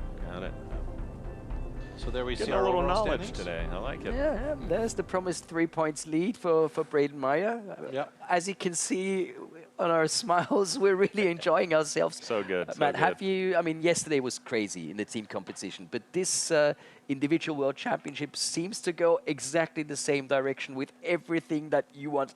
The drama, it's like, get your popcorn out, you know, this is entertainment. Yeah, it's absolutely amazing. It's something we expected, right? We knew it was going to be close, but what we didn't know is that some of these guys are going to have little hiccups, and when they had the hiccups, it caused them to lose some points and going to have to fight back, right? We're talking about USA as one of those, and I'm looking closely there, as you guys know, so a little biased, but we'll see if he can kind of get his head right and attack these next ones, because I think he did squeak in. So, Well, Nate Hodges is sitting in 6th place at the moment, so he's into the next round. We're taking the top 8 athletes moving on to the next round for the single buck and the springboard, and we'll get to take a look at that and see how it officially works when we eliminate the bottom 4 guys from our list here.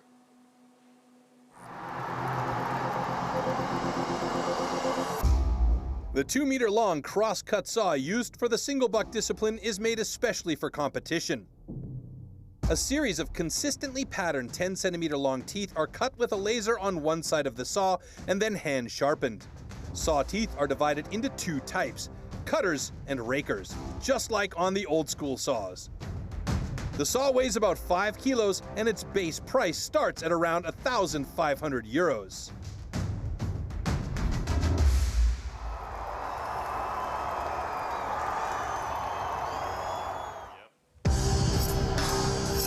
Single buck. The single buck is a one-man saw about 2 meters long. With this, the athletes have to cut off a complete disc of a 46-centimeter thick wooden block. The perfect interplay between rhythm and strength is the key to success.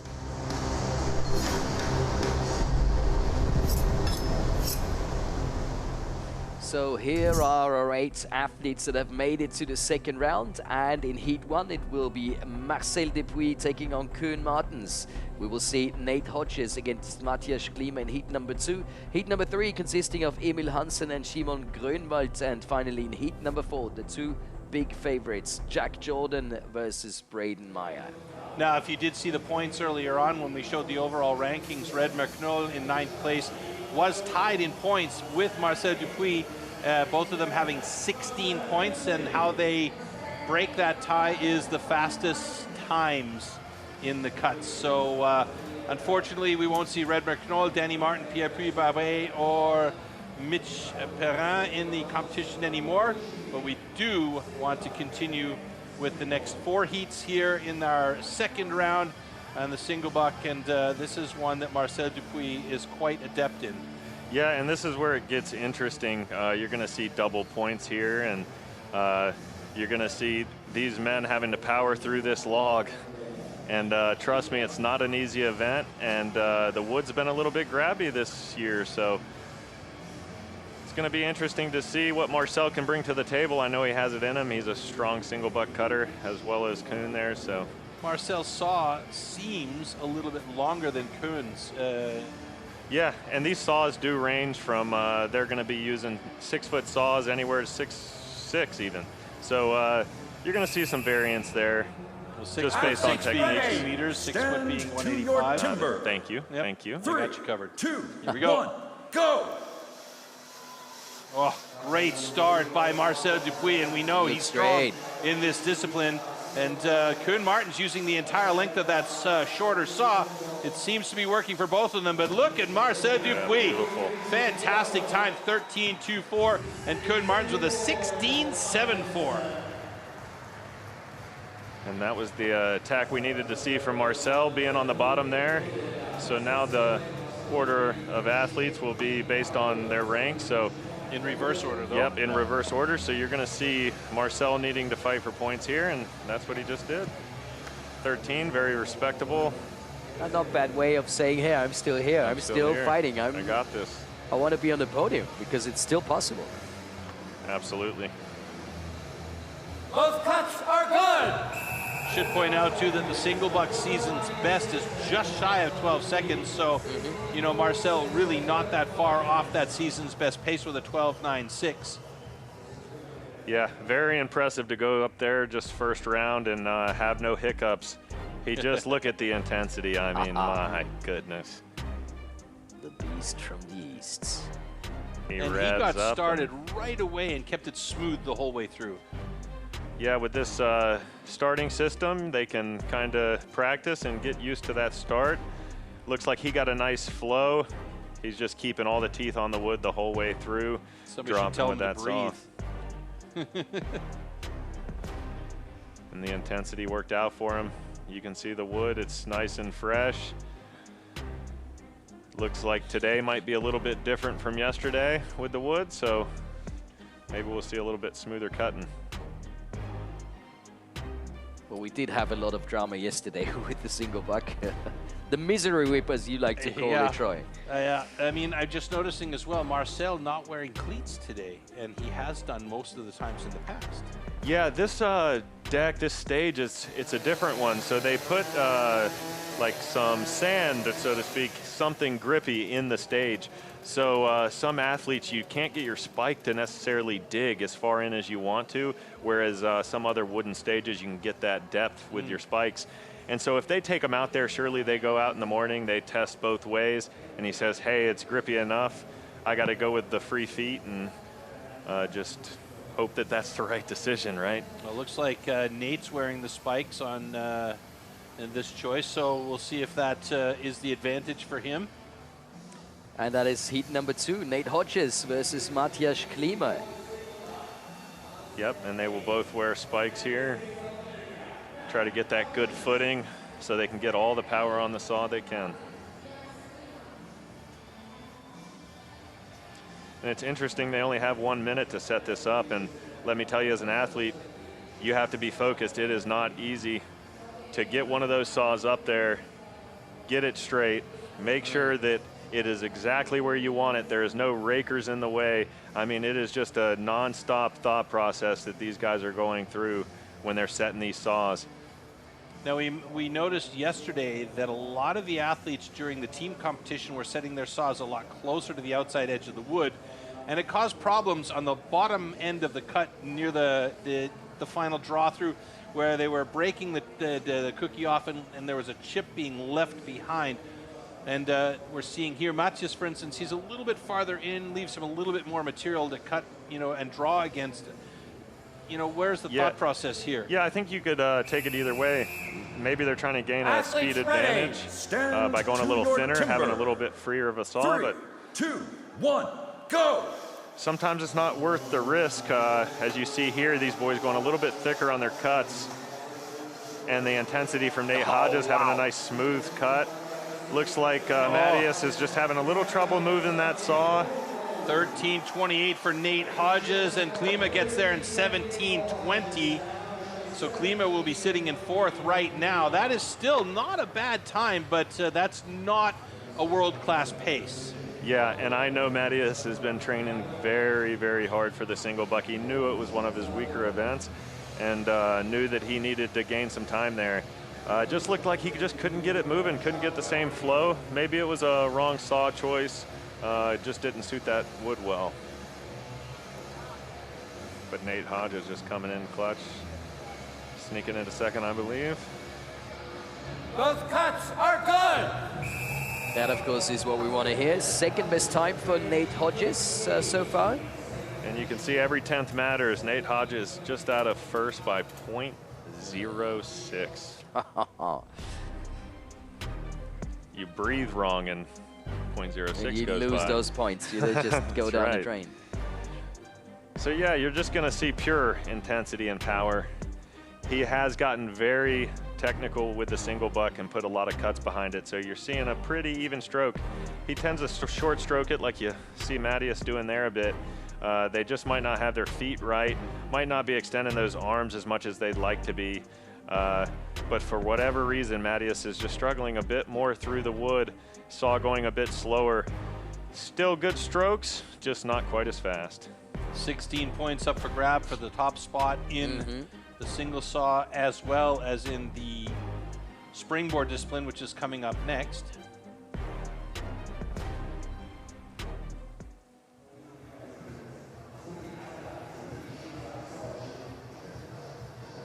And here is our next heat. Heat number 3, Emil Hansen versus Shimon Grönweit. The two young guns, both in good reach for the podium at the moment. So this could be a vital one for both of them. Yep, and Emil getting a silver medal there a couple of years ago. I know he's going to want to build on that performance, and he's been there, he's done this. And I watched him single buck this morning, and let me tell you, wasn't very many strokes, so it's going to be impressive. Well, if he can pull out a full 16 points here, he'll have 40 points total, and that's going to put him in a good stead. So if he can have a really good fast run, he's going to set himself up nicely for the tree.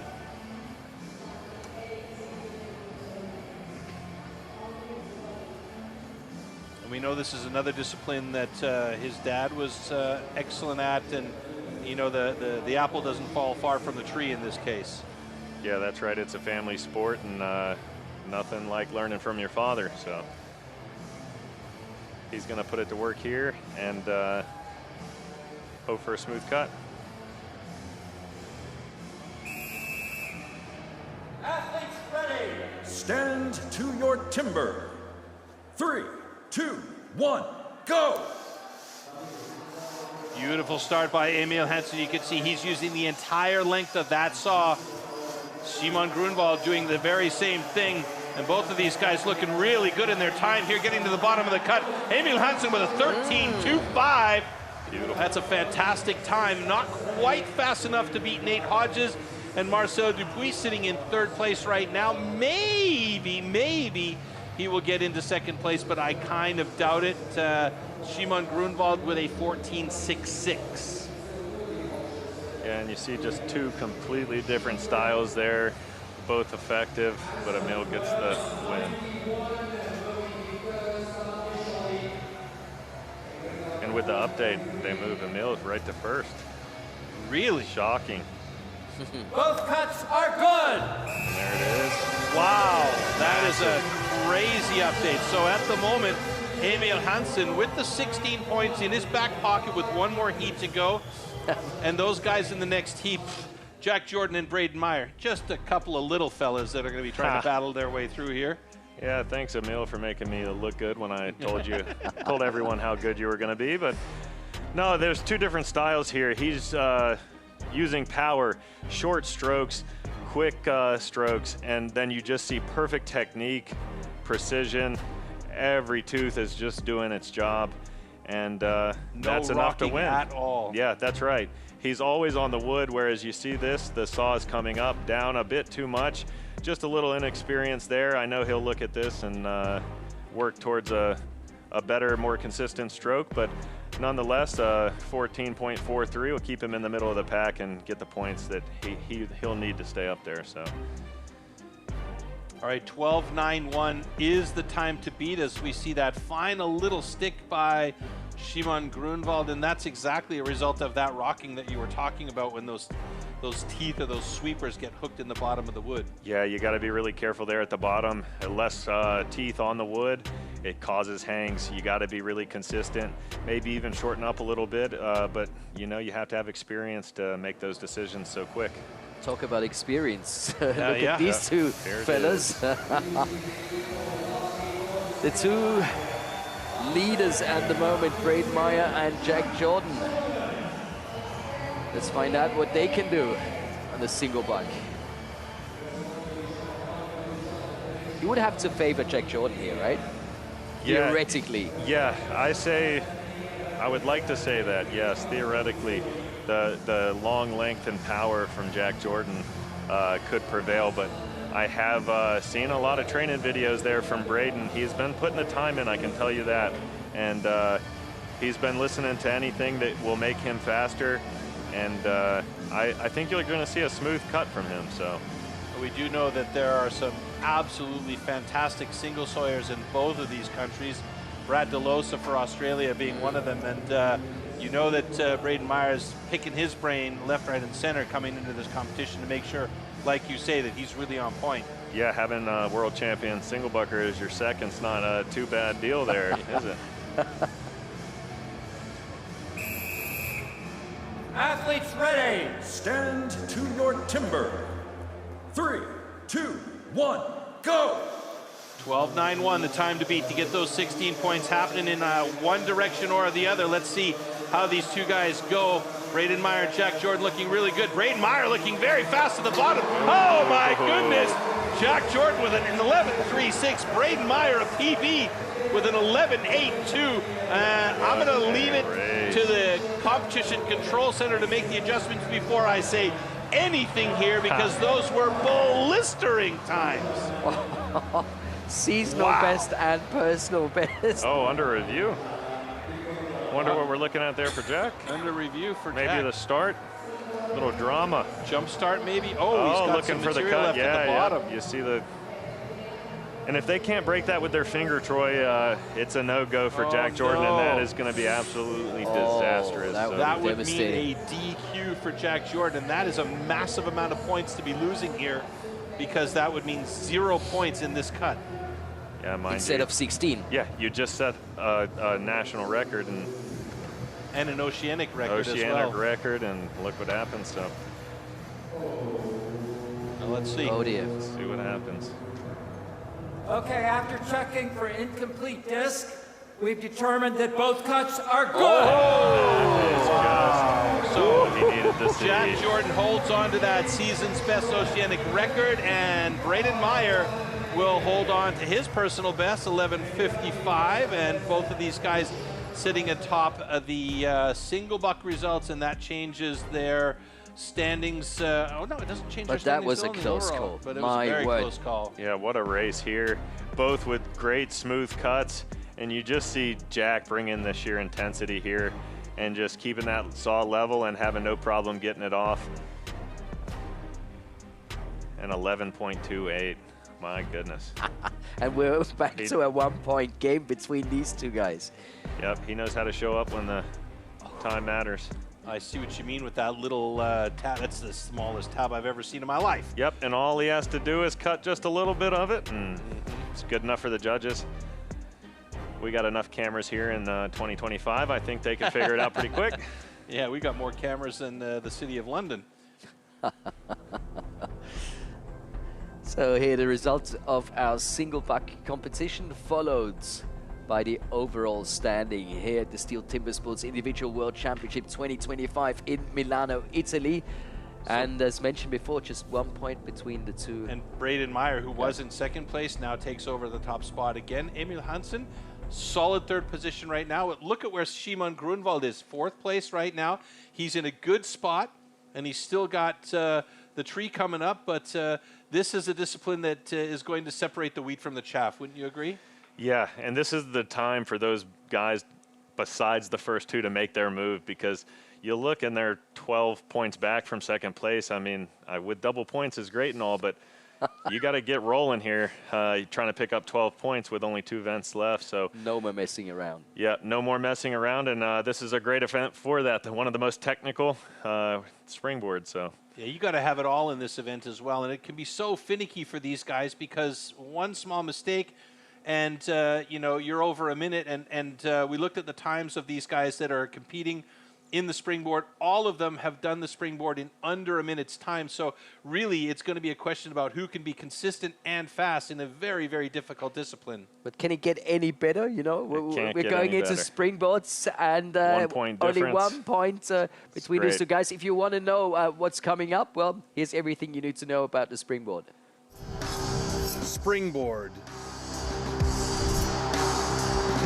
Springboard simulates the traditional way of felling trees, climbing up over thick roots.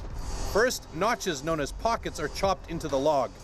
2 springboards are then anchored into these pockets. The athlete then climbs up to chop through a 27-centimeter thick block of wood in the fastest time possible. So let's take a look at the heats here at the springboard. Marcel Dupuis versus Koen Martins. Then we have Nate Hodges against Matthias Klima. In Heat 3, we will see Emil Hansen take on Shimon Grönwald. And of course in Heat 4, the 2 big favorites, Jack Jordan from New Zealand and Braden Meyer, Australia. But let's get it started with Marcel and Koen. So Matt, springboard. It's a funky discipline. Optimal situation, 4-hit pocket board in, 4-hit pocket board in, get working on that top block. Now we've seen quick pockets in the past, but slow blocks on top. How do you pick up the pace when you get up top there? Yeah, you have to have a good board. Like you said, you want to go 4 and 4, but these guys have to make that split decision and ensure they have a good top pocket, because you get on a board that's even below level an inch and you instantly lose all your power, and you have trouble reaching your hits, and you start missing, and everything goes awry. So, and you also have to step forward on the board in order to not over anchor or over tension that tooth that's in the pocket that you've made, correct? Yeah, that's right, and that only makes for less power and more trouble. So, and also one of the most difficult and dangerous disciplines when you think about it, being 2 meters off the ground with that axe in your hand. If that top board slips out for whatever reason in the middle of a driver, you could be in real danger on the way down. Yeah, absolutely, no joke. I've seen broken feet. Athletes ready. Cuts, everything. It's a dangerous event. All right, well, let's keep an eye on the counts here on these pockets. 1, go!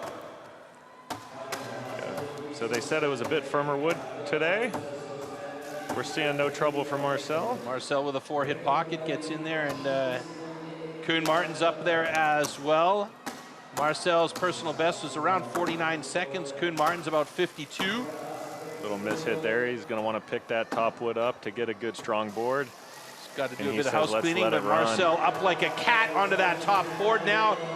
Looks like a pretty decent board. It's got a little bit of wiggle, maybe some slight sag. No, I can see it now coming down a little bit. Hopefully that tooth makes purchase as Koen Martins starts working on his top board as well. They seem to be chipping out pretty nicely. I don't think we're going to see any records here for these guys as they're just passing the 45-second mark, but Marcel Dupuis moving onto the backside of his, and he drops it in a 50-50. Hey, 50-50 chance, right? So nice job, and Koen Martins staying fairly consistent, just moving past the minute mark here as he moves on to the second side of that block. And again, so many things need to happen exactly right in this discipline, Matt, in order for it to really, really be happening. And there's the celebration. There's the Matty celebration. He Man. heard you, and he gave it to you. Nice. Yes, sir. He says, I don't have to win. I can still have fun. And isn't that the point?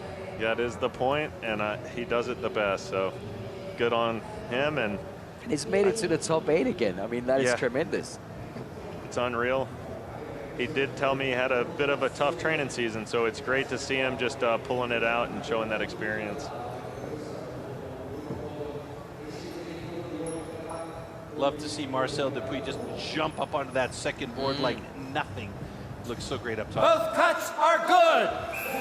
Yeah, and with Marcel there, you saw him standing on the clip, but it didn't affect him too much. 50 seconds flat's pretty quick time. Might show that the top blocks are a bit soft. Good wood, good times. And as you said, Troy, there he's going to just go for a nice smooth 4 hits. Looks like he's missed a bit low, and he's just going to let it ride. Says, what chip? I'm light, I can do it. Marcel's gonna make sure his are sturdy, maybe a little bit bigger man there, so he's gonna do the work that he has to do to have a good board.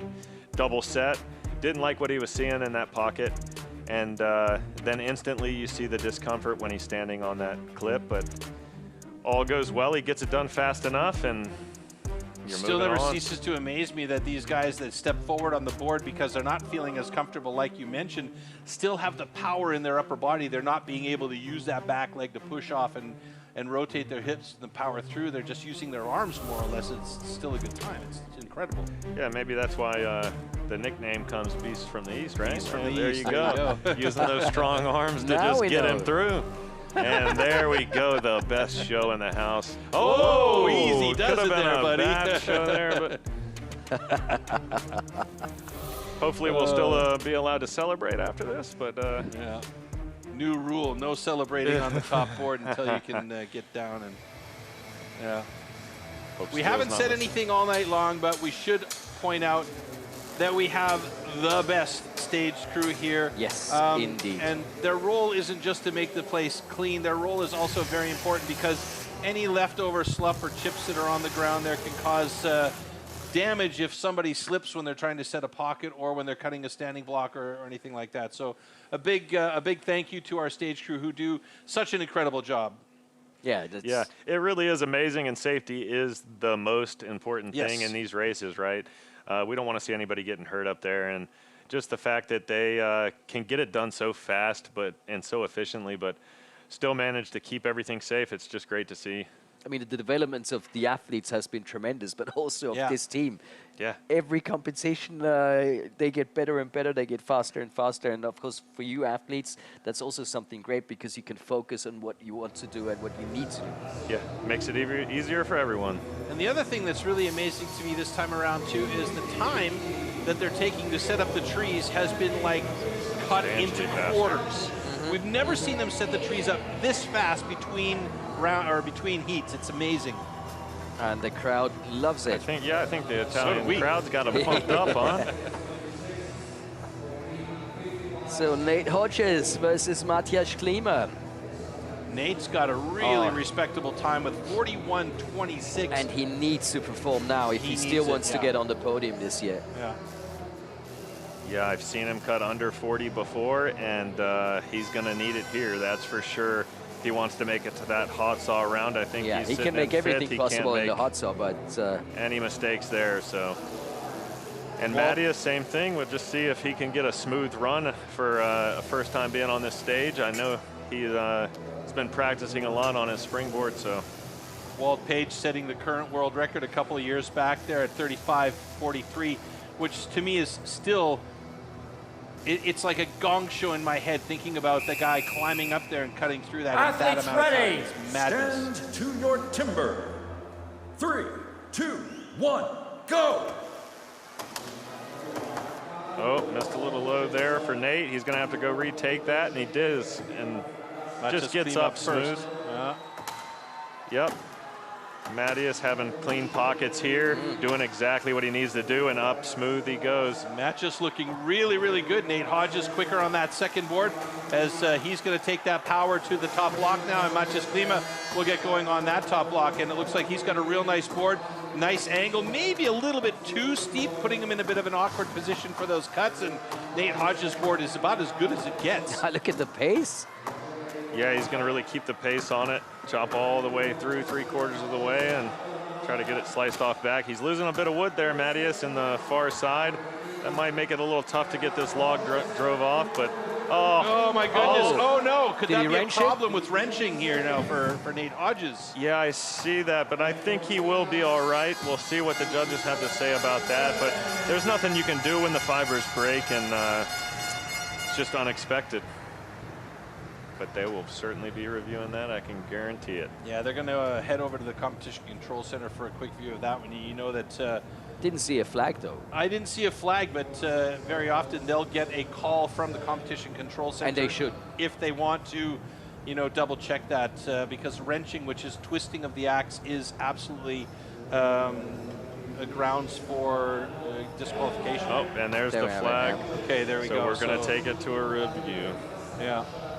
So yeah, like you said, he can't gain any advantage by moving the axe in any way that's not a severing blow. Yeah. So if he is not hitting the log and he is moving that axe, he will get in trouble for it. So. But it almost seemed like to me that the axe drove in, got stuck, then it broke off. It's not as though he physically wrenched it. It was like the momentum of the axe is what happened on the cut through. So. And I think that's what you'll see here. That axe just stuck to the top of the log. He just didn't place that hit right, and so his axe stuck there. And that's where you're going to see the fibers just kind of break with it. So I really hope for Nate's sake that this is not a DQ, because that would more or less be the end of his night. Yeah, that's right.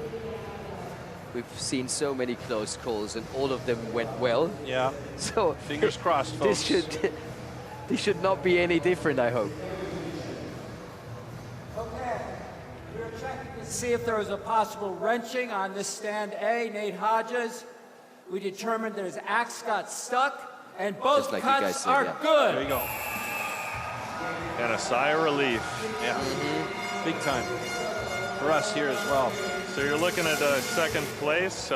There's where the every second counts. Marcel just taking the lead there by about half a second. So it ain't much. I'll show you the half a second right here. When he misses this third hit, he's gonna have to retake it, and that's a second. So crazy. That's crazy. Yep, he just hits that a bit low. I think he just rushed it a bit. Probably saw the wood was good and wanted to get that 4 hits in as fast as he could, get up there.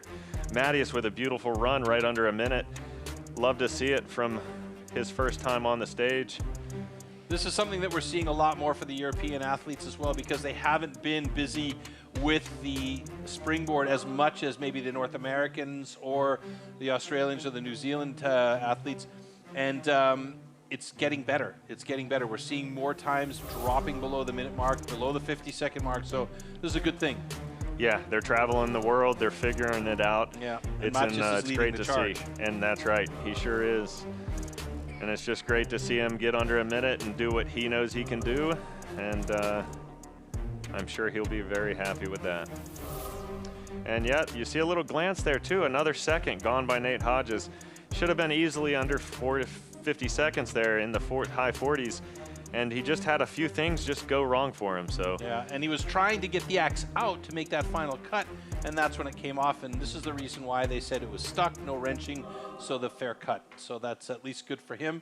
And that means at the moment he's got 14 points to add to his total. And you'll see the judges discussing things in detail in the middle there, just to make sure that they're both on the same page and making sure that they feel things are fair. As we still have 4 more athletes competing in the springboard. Next 2 coming up, Emil Hansen and Simon Grönwald, both looking for a place on the podium in this competition. I don't know, Simon shouting something? Can't see it from here, but these two, of course, know each other pretty well. Even though springboard is not a competition where they've had to compete against each other many times, Troy. Yeah, Shimon, you know, obviously his first go around here at the World Championship for individual. It's going to be fun to watch him, because you know he's been working on this, and this is something that a lot of these guys, knowing they're going to come into this situation, are are going to be battling hard to try and make sure that they have this discipline on lock.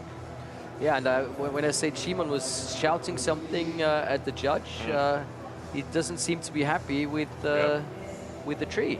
He's going to stand down, it looks like. Well, what could that be, Matt? Any idea?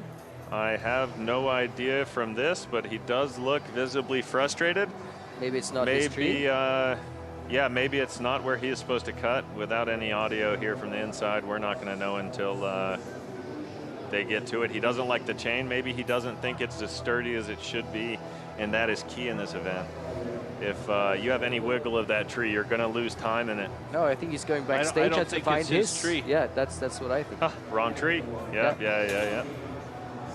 But he immediately saw that. I think we gave him a jinx there, maybe, saying You know, Yeah, such good things about those.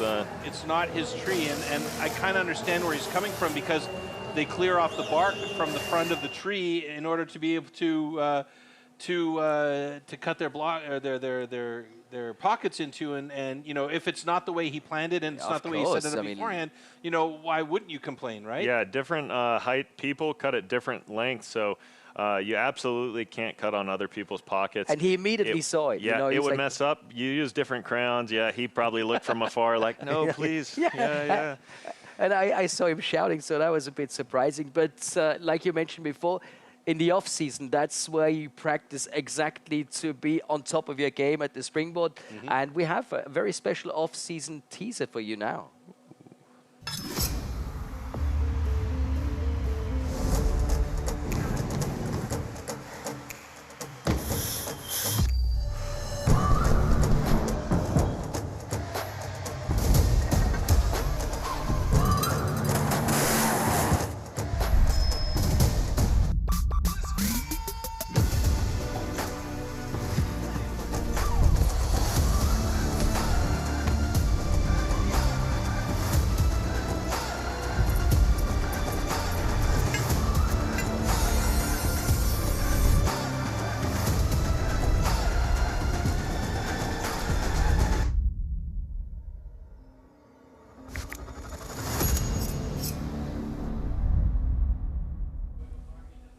Can't wait. Can't wait. Yeah, that's going to be fun to watch and just see how these different athletes train and prepare themselves. You know, multi-sport training is always a good idea. A lot of athletes in the past, including one of the greatest hockey players in the world, has said in the summer he couldn't wait to put his skates away and play baseball. And his father was absolutely in agreement. Walter Gretzky was one of the smartest, we'll call him sport management guys in the world. He knew exactly how to keep his son motivated for, you know, being the best in the world, and doing other sports on top of training specifically for your sport really makes a lot of sense. And behind you, we can see that Simon is finally getting his tree. Imagine being in that situation, Matt. Yeah, talk about a rookie on a stage wishing they would have got that one right. You see by his stance, he's not that happy, but maybe... Let's see some aggression from him. And I was just going to say, a match Simon Grunwald is probably very dangerous. So he's going to pack this away now, though, and concentrate on what he has to do on the block, because that aggression, yeah, go ahead, cut angry, but you got to really be aware, because this is not a time when you got to freak out. Yeah, you don't want to see any mishits here. Two strong choppers. We'll see what they can bring to the table. Hopefully this didn't put Simon off his game too much. I don't think so. Yeah, I think once you get on that minute time frame there, you just kind of snap back into it. You just do your thing you've trained and hope the training takes over. But it really is true. You know, you have your routines, and when your routine gets interrupted because the wrong tree has been put in place for you, that can mess with your head. So that's where being mentally strong is so important. So he made a point. He got his tree out there. Now he's got to do his job. But maybe it does the opposite, you know, which I would guess with Simon Grunwald. I think he was so focused athletes ready yesterday, and your timber. I think we're going to see something really good coming from him now. 1, go! Yeah, I mean, you can't train to become an Olympian eventually and not be able to be mentally strong to you know, be able to battle through minor mistakes. And here you can see he's obviously focusing on what he needs to do. Emil Hansen got that second pocket set, boards in place, and he's moving up to the top. Simon Grunwald not that far behind him. That's a pretty steep board. Hopefully that board takes a nice purchase when he gets in there, and he can really start to go to work on top. That's great. Wow, look at the chips flying off that top block for Emil Hansen, though. Looks like he may have a good time, and Simon Grunwald using the entire length of that board, really doing a good job. So it doesn't seem to have affected him all that much as he switched to that awkward angle and starts cutting from the other side. And wow, new national record for Simon Grunwald. And a national record for Emil Hansen as well. Oh, these boys. Whoa, two fantastic cuts, and right there, you saw some incredible action from both of these gentlemen. Yeah, wow, you got a lot going on here. You got a first boards. You got a good and a bad from the two athletes, and then they sort it out on the top, and man, just hit for hit every time. 44.65 and 44.83, a national record for each of these young men, so that is fantastic. But what a great finale from Simon, because he was behind Emil and then somehow he just turned it around. Yeah, he's got Both so cuts much are power. good. Man. Yeah, we'll see it on the replay, guys, is Emil had a bit of trouble, just like Nate Hodges did, getting that axe out on that second to last blow. And unlike Nate Hodges, his block didn't come off, so he had to go for that extra hit, and that was all that mattered for Simon to take that lead. So you just see those unfortunate things happening every now and again. Will put you back a place or two. But beautiful pocket here by Emil. He gets up. Same as Simon, he's not so sure about that pocket. He questioned that one. You saw it right away. Yeah, he gets up in 4, but survives it, we say. You see it about to fall out, but does what he needs to do, and that's all that matters. They both get up on good boards. It makes it a little tough to get on that board for him, but Emil just beautiful front there. Just a bit of trouble driving it off in the back. And I mean, that tells you a lot about Simon's power and his abilities. You know, didn't really have a great bottom board. Took him a little bit longer to get up onto that second board and still managed to get a great time and come from behind for the win in this one here. The best time so far. Best time so far. There are still 2 more athletes to go in our final heat, and Jack Jordan and Braden Meyer coming up. But I don't know. I mean, it's going to be we'll tough. See. It's going to be a real tight battle for those 2 guys when they come out, because their Braden Meyer's personal best is pretty insane, actually. 36.84. Jack Jordan's, though, a 49, just a little bit, a little bit more than what we're seeing Simon and Emil at the moment. So this could be a deciding factor. Yeah, the race of big and bigger. Yeah, and I mean, Braden Meyer is not a small man, and the fact that he can do that on the tree, it's just, I mean, he's a cat. Yeah, you got to remember these guys have been chopping since they were little babies. I watched Braden's son this year chop, and he's only 3 years old with a real axe standing on an underhand. Way. So they get real axes in their hands young, and they know how to use them. So you're going to see these guys, despite their stature, let's say, get up there like cats. Come on, you're not going to give me a meow? No, you're not going to get it. Sorry. I'm leaving you alone on that one, buddy. Cold. Ice cold. Yes, ice cold. Yeah, it is going to be tough for them. 44.65. Very, very quick. And so important now, because there's only 1 point between those 2 athletes. So yeah, with the double points, it's going to be a very important race here for the overall standings leading into that hot saw.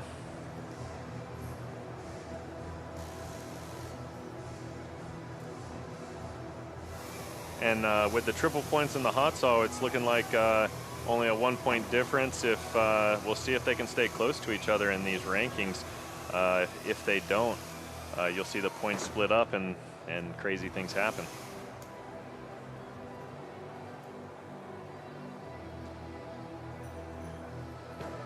Well, I think it's safe to say we're going to see Emil Hansen and Shimon Grunwald Athletes ready. in the next round, your timber. along with Marcel Dupuis and Nate 2, Hodges. 1, go. We'll see. Nice smooth starts by both of these. 4-hit pocket for Jack Jordan there as he gets up onto that first board.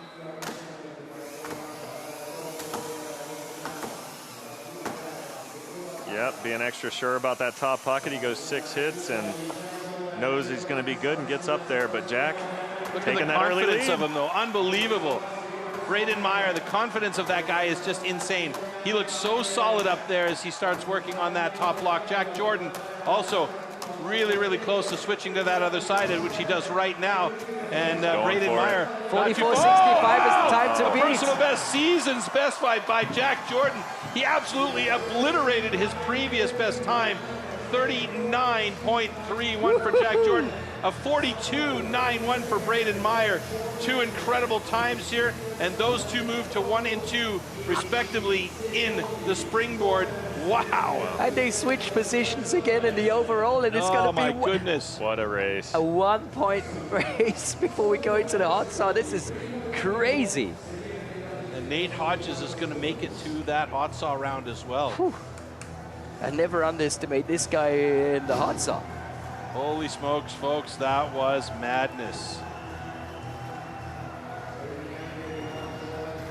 Oh, it doesn't get much better than this. Yep, So a couple of oceanic monsters there who have just proved their weight in gold, literally on Cuts are good. the tree.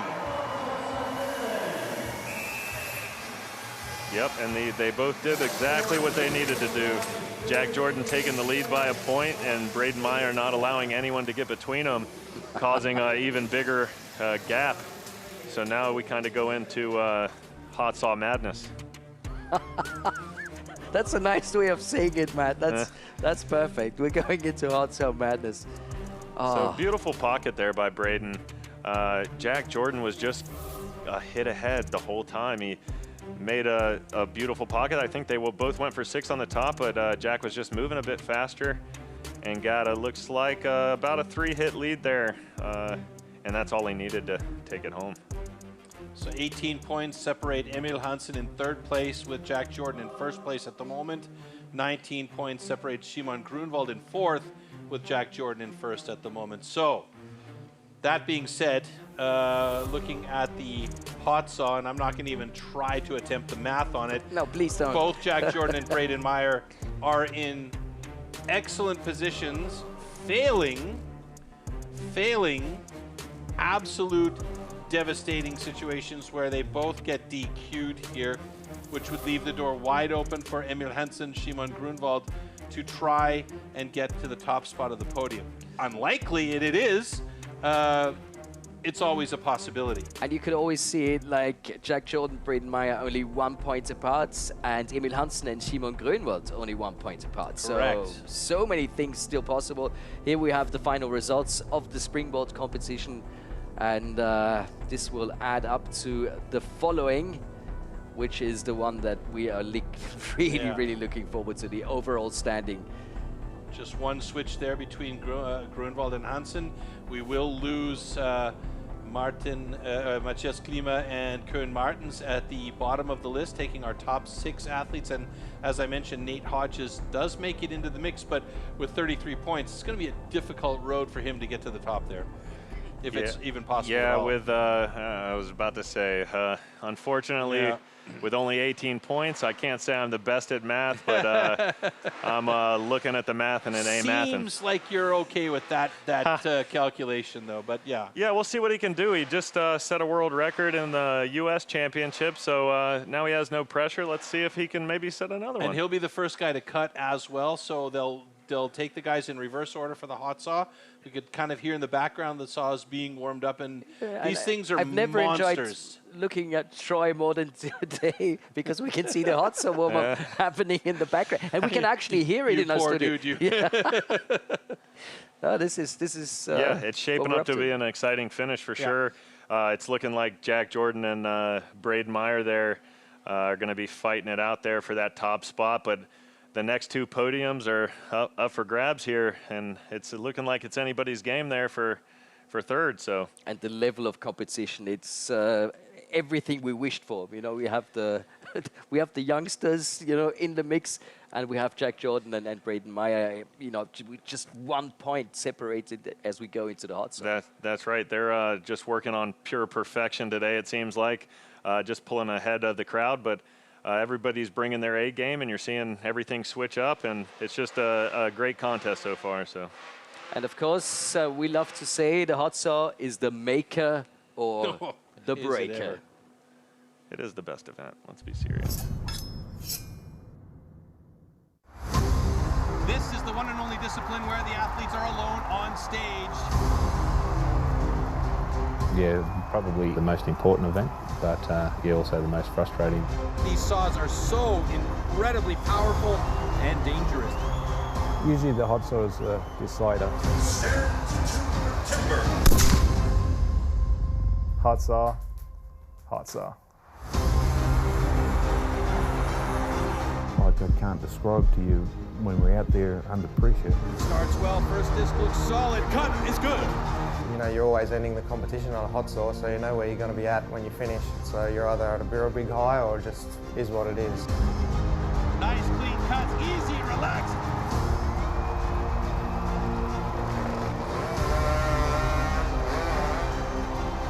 Hot saw is a love-hate for me. I honestly don't get that much enjoyment out of it. I'm not a motorhead. I swallow my pills and eat it. Once the competition comes, anything can happen. Oh no, a false start by Sterling Hart. What a disaster. Yeah, it was a disappointment for me. Happens though, it's part of competing. I saw there's 3 good discs there, but then let that nose come right up underneath the crossover line. Unfortunately, a disqualification. It all relies on the hot saw. It went good up until the hot saw. I disqualified, I cut across the line. Yeah, there was a bit of interference, I feel like, in a big pressure situation, you know. What are you taking away from this event? Oh, probably last place. I don't know, headache. Yeah, shit hot saw. What else do you want? If you have bad luck or if you did wrong, it's part, just your experience. Oh my goodness. What an absolute disaster. The chain came off. I was not disappointed because everybody see that I can be with the guys in front. It was a bit of a disaster, so it was just operator error, and I didn't perform as well as I would have liked to. Nice safe cut. Oh no! Oh no! Never prepared for that situation, but luckily it started and I got 3 wheels and now I'm the world champion. Yeah, it's the make or break event, you know. I think you love it and you hate it. Das ist eigentlich immer ein geiles Ding. Ich schneide immer sehr sicher. Hodges super quick away from the wood. Every competitor in 30 Timbersports countries around the world is watching on the live stream saying, I cannot believe what I just saw. Let's try to make 3 good cuts and no disqualification. The hot saw is where it's all one, so that's the best event. So let's find out everything about tool and discipline. Here we go.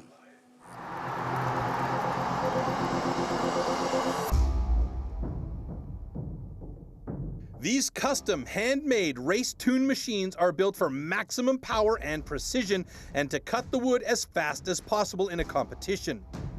They are built with a 60 to 80 horsepower single-cylinder 2-stroke engine, often taken from a snowmobile or high-powered motorbike.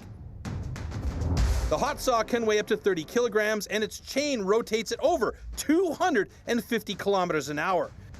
The cost of a competition hot saw used in Stihl Timbersports is upward of 6,000 euros.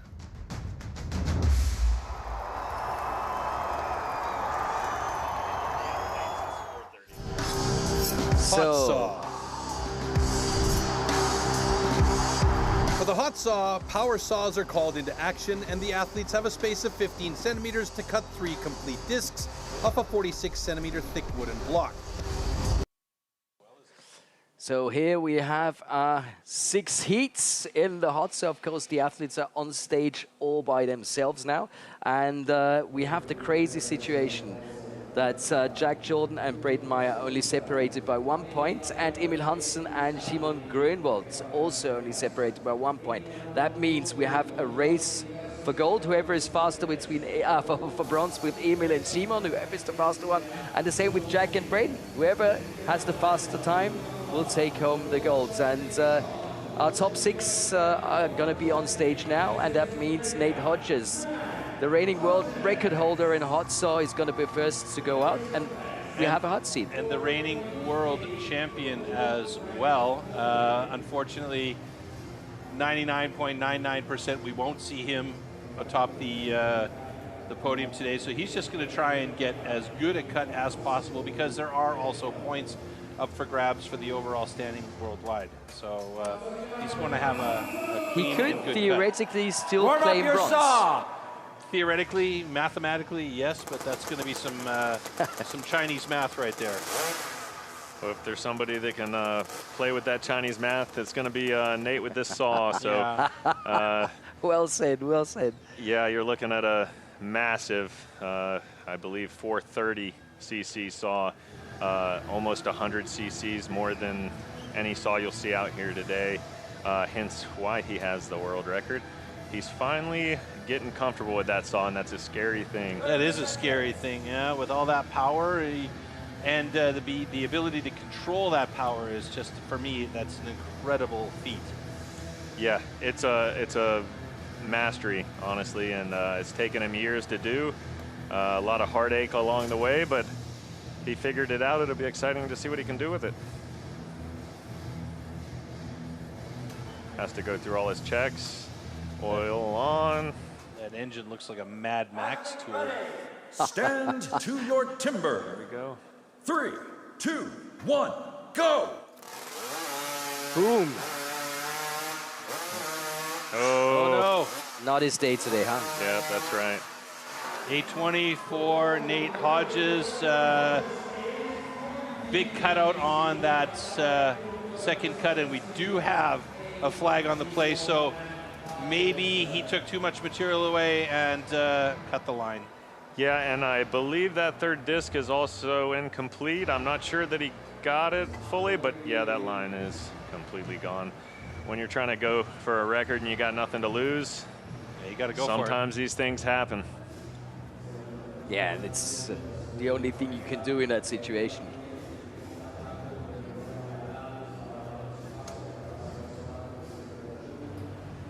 Okay, after review to see if there is a cut line, we determined that the line was cut. Disqualification. Oh, that is a gut punch for Nate Hodges. I mean, you know, after the world record at the U.S. Championships earlier on this year, and not being able to really defend the title here, he is out, and that's a bummer. Let's look at this again. Yeah, he and the power of this motor just pushes him back there on that upcut, and he goes a little bit thick. Not enough room to fit that last one in, and when you have a powerful saw like that, they're just so hard to control there on the top. So if you're not in your flow, you're going to struggle. And I mean, 15 centimeters is not a lot of real estate for making Yeah, those a little cuts. thick on that first one, and it sets you up for failure. You just have a nice switch, though. Good recovery. If he just didn't get pushed back, that bottom foot just coming up off the ground, he barely holds on, but it doesn't give him a good grounding to get that bar in between the line there. But it was all or nothing, and I completely understand. You gotta admire his gumption going for it here, but it bit him this time, unfortunately.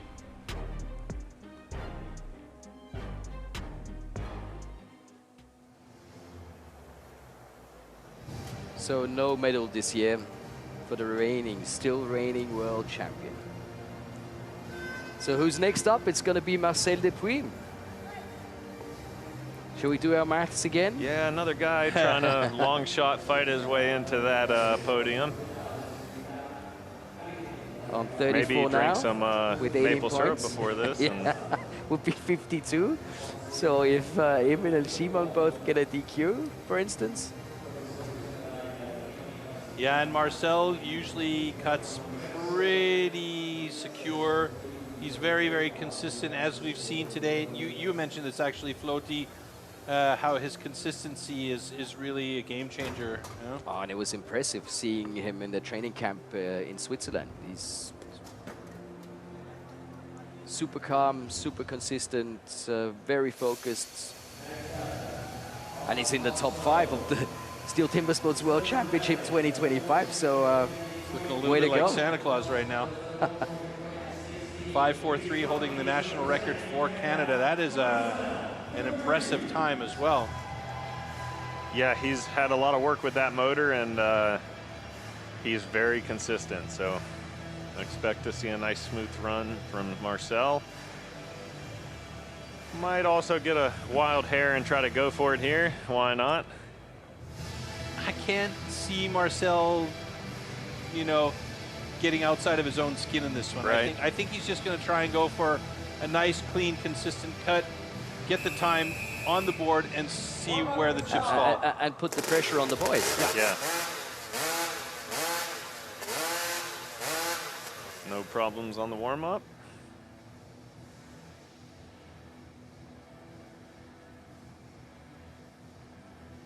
These really are Mad Max machines. It's just crazy. Yeah, it's a process to get these things ready and running efficient, that's for sure. So shout out to all the hot saw builders out there, and it's an amazing thing. 30 seconds. So, best of luck, Marcel. Yep, checking his tether, checking that oil, making sure it's all right, making sure the feet are right. Gonna put those hands up, and it's all history after that.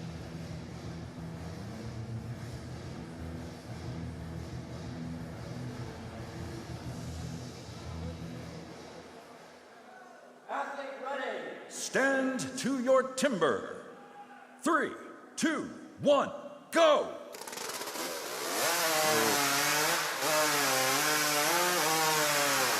Oh, nice cut. Bit of a tag on the top. Hopefully that disc is secure. A 6:17. That's a solid time. Yeah, great recovery. Yeah. Unreal recovery. But that last disc that looked super That thin. ran away. Yep. Yeah, and it looked super thin.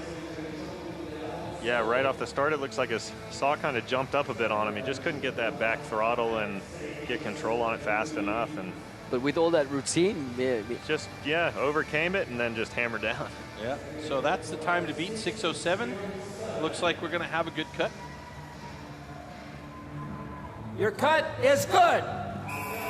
So Marcel, as usual, staying consistent, got himself a safe time of 6:07. That's what the guys have to work on now. Yep, and we see him move up to that unofficial podium spot there. So did all that he could do here. Just a little bit got away from him there on the start, but he got lucky. And this last cut, though, is amazing. Just bang, just right gets in there. it right in. Yeah, sometimes when you hold that full throttle out and just let it all ride out, it's almost better. Oh, so thin on that far side. He was playing on the edge there, but gets away with one. Wow. That last one was also super thin. Thin to win, though, right? Yeah, he came to race. I don't know. I like to say thicker's quicker. Maybe in the hood. Yeah. No, there is something to that with the thinner discs, is just less tension on the wood. So they do tend to be quicker, but with these hot saws and the power they have, it's not really going to matter, right? Yeah, that's I mean, right. we're talking about thin to win really when we're dealing with the stock saw or perhaps the single buck. Yeah, absolutely. But then, you know, you have to take that margin of error with the single buck, as we saw earlier. So if Shimon gets a time now and not a DQ, he will be the first athlete to sit down on a hot seat. Simon is actually, I believe, but with 18 points, he would be 63. Oh, yeah, you're right. You're right. Only like silver possible. Math's not perfect, but no, you're right. You're right. With he can Emil, take that with Emil, second it's spot. the first. Yeah, but it's not gonna. And for his first he's not time gonna sit here, down on. Yeah, it's fantastic. My God, yep. He has a long career ahead of him after he gets done through his Olympic stint, I've heard. So I'm excited for him.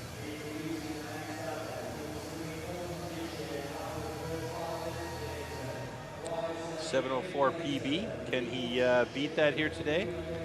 Look at that beast he's playing with, huh? Yeah, this is the first Wankel of the day you're going to see. And I know that might sound funny, but that is what it's called. It is a Wankel motor. I love the sound of the Wankel motor, so, eh? Yeah, they Deep, are throaty bad. growl. That's right. Yeah, it sounds like you got a drag racing car up here. But I can assure you they are the smoothest running saws. Believe it or not, they might be the loudest, but they are smooth. Warm up your saw.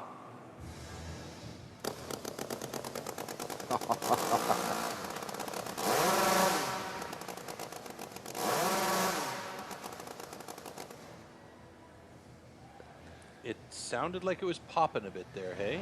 Yeah, these Wankels have just a different sound to them. They have a limiter, and so on that top end, without any pressure through the wood, they do sound a bit funny, but the guys that are running them are very in tune to that. They know what they're listening to, and so he's happy with it. And I'm also interested to see the different styles, because the first two saws we've seen had quite a steep angle on their sit position, and here it's basically parallel to the ground.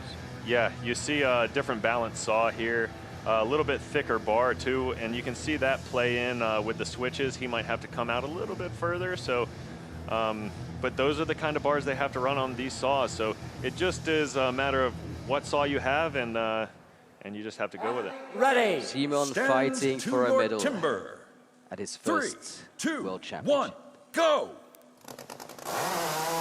Good. Good start. Beautiful. Oh, it's good time, 7:20. Not as fast as Marcel. And we do have a cookie cut that's cut out, so we might see a DQ here, unless they can puzzle that thing back together. It looks like it's going to be okay. Rich Hallett grabbing the pieces right there. Jacek Grunwald looking on. Yeah, I'd be nervous as a dad as well. Right, a long day for him watching his son out there. But it's over now. Good cuts, I believe. I hope so. Your cut is good. Beautiful. So Shimon is right now in the bronze medal position. Exactly. Let's see how long that lasts. Yeah, it was just a nice, safe run. He did what he needed to do for a rookie coming out here, maybe with limited experience in the hot saw. He did what he needed to do, and that's pick up the saw, be nice and smooth. Just take your time on those transitions. You see it push back even for a strong guy like him. He overcomes it and just slams it on the third. Nice. And Great. you could see, Great job. You could see the potential in this young man. I mean, even before he's ever picked up a saw, you could see the potential with the axe in hand, with the single saw, and with the stock saw. So he's only going to get better, which is a scary prospect for all the guys that are out there now. Yeah, that's right. He is a gifted athlete, that's for sure. Needs to get some weight down on those feet for this hot saw. He's looking a bit jumpy, but the experience will show him that, and I think he's going to be up for it in the next coming years. I think so too. I don't think it's going to be long before we see him on the top of that podium, and Jacek holding on for dear life with his breath. What a shot.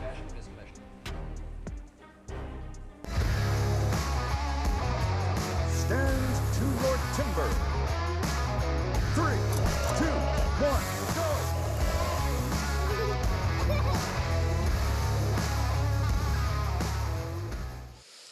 The top 3 coming up here at the Stihl Timbersports Individual World Championship 2025. Yeah, it's been interesting so far. It's been interesting. It's been interesting so far. Tale of understatement today. Wow. I mean, Shimon Grunwald's cut, I like it, and like we were talking about, this kid is a gifted athlete, and there's going to be a long history of sad faces from, the old school athletes that are out there competing against him as he starts to gain that experience and becomes better and better and better. Yeah, that's correct. And now I'm live. That's correct. And yeah, it's going to be interesting to see how he does in future years, as well as Emil here is. He's still really young, and he's been a silver medal finalist, and he has a chance to do it here to do it again, be on that podium. So he's showing some consistency now, and that's what I like to see from athletes that I'm, seeing how they're going to do, and they're impressing me today. All right, so next up is going to be Emil Hansen. He's got the pedigree. We've seen him struggle a little bit with the saw in the past. He's great with the saw last year. A nice solid run. Let's see if he can pull that together today and really nail one down. And it's about now to see if he can apply a little bit of pressure on the other guys that are going to come after him with a really solid time. Yes, and another guy using the Wankel motor there, and he was looking pretty fast in the back there. On those warm-up cuts, saw was running smooth, so it'll be exciting to see. I think I'd use a Wankel motor just because of the name and the way it sounds. So again, a personal best there that is absolutely respectable, more than respectable. A 5.44 is quite an incredible time. And I think he did have a bit of trouble in his individual, the Sweden competition there in his national championship. So I'm sure he's put the training in from then to now to kind of smooth things out. You know it. It's quite interesting. It's a strange phenomenon. Warm You up see your the saw. guys lifting the saw when it's dry and off, and it almost seems like they struggle more to lift it when it's not running, and it's because I always think, oh yeah, those motors moving and everything's shaking and baking, and you know, you got to control that saw while it's live and angry. It almost seems like it flows better when it's like that. Yeah, absolutely. It brings that adrenaline factor in, and when you have that, those things are seemingly light. But yeah, on that warm-up, it's just to get your feet right and make sure everything's good. But certainly you're right about that. It is difficult to pick those things up. So you say. Hopefully no trouble starting that saw now. It's a big man. Yeah, a little bit of trouble there at the beginning, but you know, that's hot saw. He's a good enough technician to figure it out in time, and looks relatively calm, so. Athlete ready. Stand to your timber. 3, 2, 1, go! Oh, good start. Oh no. He got that bar a little bit too far into the wood there. Didn't make a complete cut. Hans Ove, keeping an eye on it. Yes, he knows. Yeah, so we're seeing a theme here. It's looking like everybody's getting kind of pushed out and manhandled around a bit on that upcut. Maker and a breaker. Is that does it make a difference because he went down 3 times instead of going up, down, up, down? Yeah, that is not a rule anymore. So as long as he attempts the 3 cuts, a down, an up, and a down, he can finish however he wants. So it is completely legal there. But yeah, just getting pushed around a bit. Your cut is good. So Emil Hansen with an 8.70, and I think we'll see in the replay, and you can pick it apart as well, Matt, that when he goes on the upcut, the tip of the bar just disappears into the wood, and he doesn't complete the upcut, so that's why he's got to go for those 2 down cuts. Yeah, that's right. And with this harder, fresher wood here in the hot saw, you're seeing everybody get pushed back. Oh, yeah. Significantly. Yeah, and everybody's recovered until now, and that's what happens. You just don't nip that fiber in the far, and you don't realize it till it's too late, have to go back for it, and you're going to lose. And that, of course, means Shimon Grunwald has a bronze medal. There you can see it's... Got to be happy with that. Oh, yes. I mean, first timer, yeah, I would say you could be happy with that. Came close to the line on the bottom of the cut as well, really close. One more angle. And it did look like maybe that chain was going a bit slower than the last couple of heats, so maybe that's something he looks to this next year to try to speed some things up a bit. Yeah, really pushed him back, didn't it? He wasn't ready with that back foot. Just wasn't prepared. There's a lot of factors that go into it, and could have been the chain, could have been the hard wood. But yeah, just couldn't keep his feet on the ground. I wonder if he could have saved a bit of time by finishing off that cut and then transitioning for an upcut. Maybe that would have been another problem for him, though. Yeah, right. Yeah, you start running out of wood fast when you get out there. And now we're ready to find out who's going to take home gold from Milano.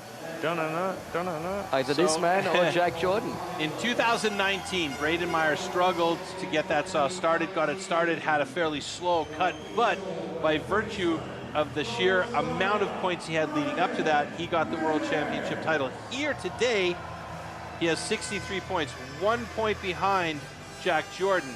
Now, we know that he's been working on it. He's going to have a consistent cut, hopefully. And if he does do that and he applies a bit of pressure, Jack has that advantage, though, of watching the whole thing pan out and knows exactly what he's going to need to do when he gets up on stage. So it's really up to Braden here to do a good cut and make sure that Jack is under immense pressure with his cut. Yeah, it's going to be interesting to see what he decides here. Being a point behind, he does have to make 3 complete cuts to get that gold. So do you play it a little bit safe, get the 3 cuts, or do you just go for it? Braden Meyer, he's going to go for it. I was going to say, I don't know, man. I think Braden Meyer's going to definitely go for it. He doesn't seem like the type of guy that's going to want to sit on his laurels, you know. You didn't see that with the team competition yesterday, and I'm pretty sure you're not going to see it here. And he's got silver for sure. Yeah. Yeah. So you don't want to leave anything out there on the table. To try and reach gold. So, unless, of course, he DQs. Let's not forget that. He's still going to have silver. Yeah, it's certainly going to play on his mind. He's going to want to make those 3 That's cuts. correct. So sorry. Oh, sometimes I got my maths right, but me, never. Not a math guy. A lot of mathing to do back here. Yeah, I didn't know that was in the contract. Come on. Stand to your timber. 3, 2, 1, go!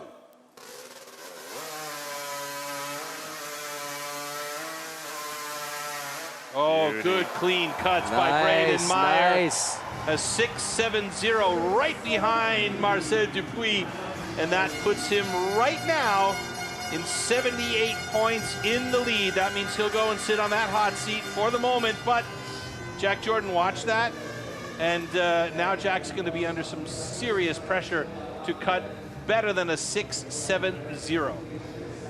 And it's a personal, after adjustment, a 6-4-8 personal best. So it makes it even harder on Jack Jordan now. Yeah.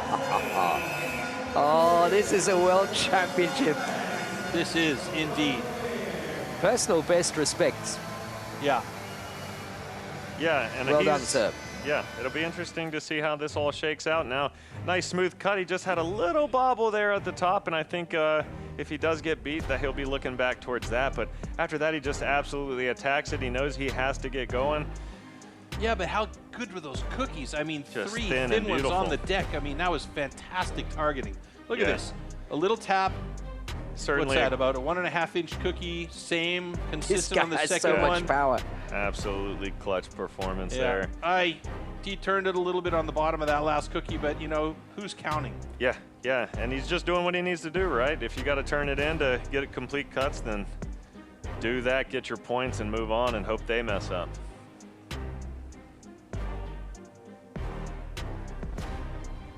Can't say that I want to get her into a wrestling match in a dark alley with Braden Meyer, though. He has got so much power, it's insane. Yeah, you don't see it pushing him around any. No troubles there. Just nice and smooth. Another day at the office for this man. Bracing against his leg on that upcut, which is something that we didn't see Emil Hansen do. Yeah, absolutely took key. Control in that one. Absolutely key. And he put the pressure on him. All right, good job by Braden Meyer. He is now occupying that hot seat with 1 athlete still to go. And he's the only man that can really take it from him, and he just needs to have, you know, a bit of time. Couple of 5, 8 seconds, 9 seconds. If he has a good clean cut, he should be fine.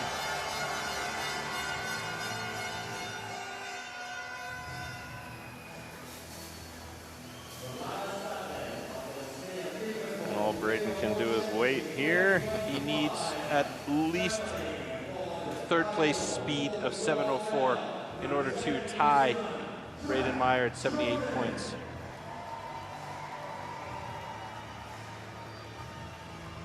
No. Yeah, second. He He needs a second. He needs to have 6. He has to beat the 6.48 to take this home. Again, to bring not that a first math goal. guy. If he's faster than Braden Meyer, that's for sure. That's He wins it. Yeah. So 6.48 is the target. Warm up your saw. Running a very similar motor to Braden Meyer there, another 330 Honda. And 330 cc's is what I'm talking about. That's the power of the motor. Oh, look at the picture in the picture. Having a bit of trouble clearing that out, but at least it got started. There we go. And pure intensity there on Braden Meyer's face. Wow. Who's going to be our Stihl Timbersports World Champion 2025? Will it be a repeat for Braden Meyer after 2019, or will it be Jack Jordan's first ever World Championship title?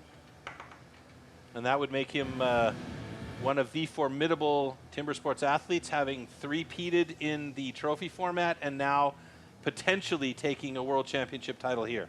Oh, can you feel the tension? Oh my goodness. In the arena. Hair standing on end. And it's super quiet. Athlete ready. Stand to your timber. 3, 2, 1, go! Good start. That should be it. That's it. 6:30. 6.3. Oh my God, a personal best for him as well. If those cookies stand up to the inspection, that means Jack Jordan will be your new world champion. Let's see if it's official. We'll wait till he comes down into the decision zone, and Rich Hallett will join him and let us know if it is in fact a good cut, but it looks like it's going to be okay. Very much looks like it. Yeah, super smooth run. Your cut is good. There it is. Wow. Jack Jordan with a Smile come 6.30 cut. And excuse me, 6.16 after adjustment. So even better. He knows it. He is your new world champion. That is it. That is your 2025 Stihl Timbersports individual world champion. I don't think he can believe it yet. Yeah, it very much looks like it. Imagine all that pressure that's falling off you at that very moment. Yeah, and I don't think... Voglio ancora una volta un applauso, Jack Jordan!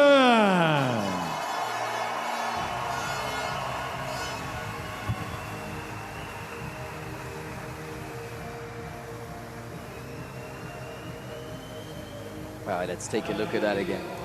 Yeah, I don't think anybody wanted it quite as bad as this fella right here. And you can see that in this last race.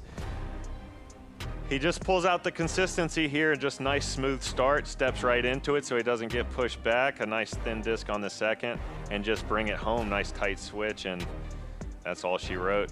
Yeah, it looked good. I mean, he hopped a bit, but then jumped in and yeah, looked real nice. Braden Meyer knew it as soon as he saw that last cookie drop. He stepped up off of the hot seat and was like, yep, I saw that. And yeah. But I mean, two what a fight till the very end. Formidable athletes there, those Loved two it. guys. Absolutely amazing. Yeah, what a tight race. Yeah. I mean, 1 point separated them more or less the entire evening. Yep, and then 3 Back and tenths forth, back and decides forth. it all. That's right, it's 3/10 of a second.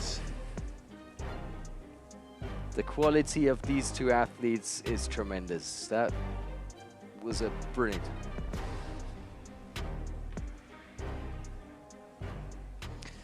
So let's find out what the world champion has to say.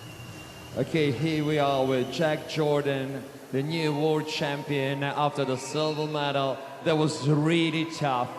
A 6:48 by Mayer. It was under your personal best. You had to risk it all. How was your feeling to step into the hot saw discipline? Yeah, can't quite believe it, to be fair.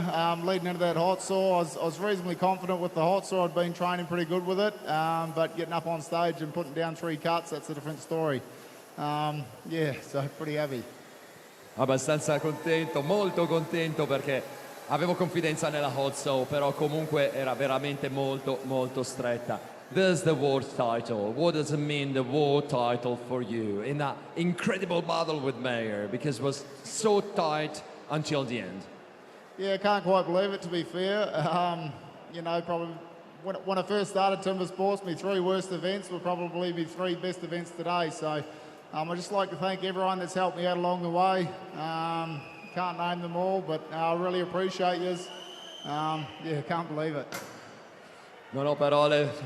È stato un evento incredibile, ci sono stati degli alti e dei bassi, però questa è la sensazione di essere campione del mondo. Your world champion, Jack Jordan!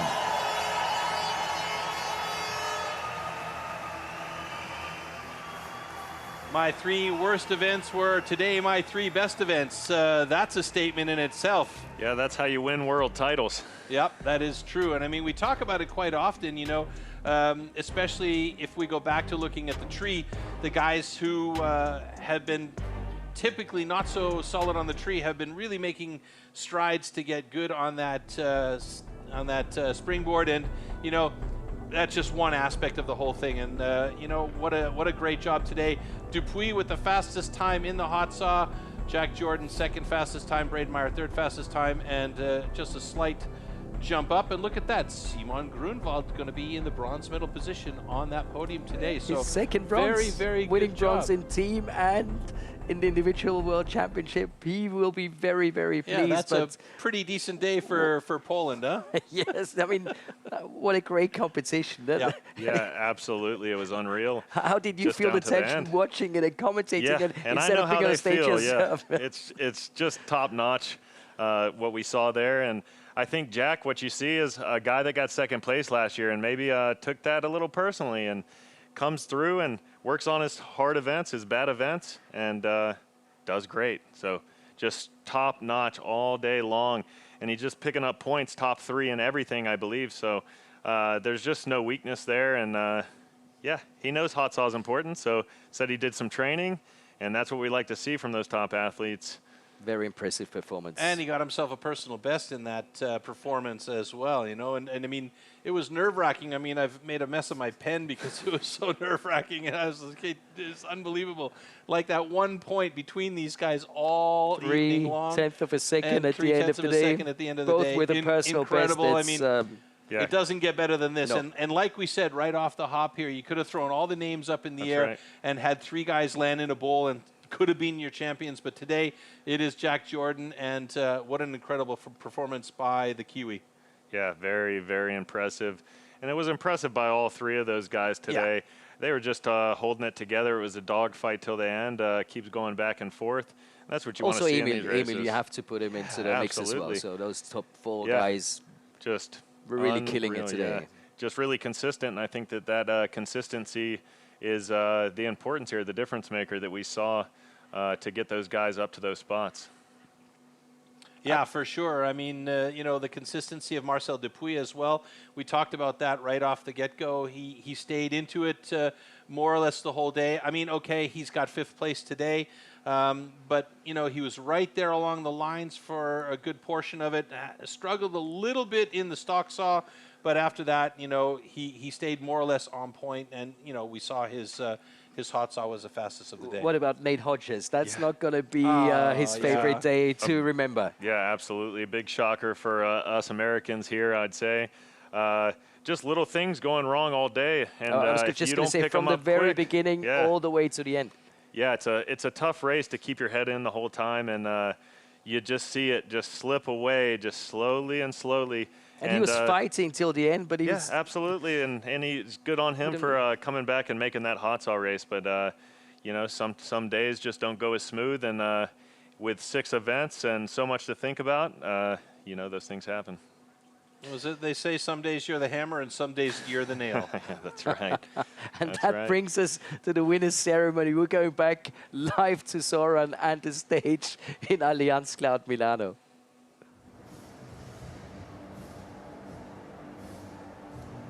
We hope.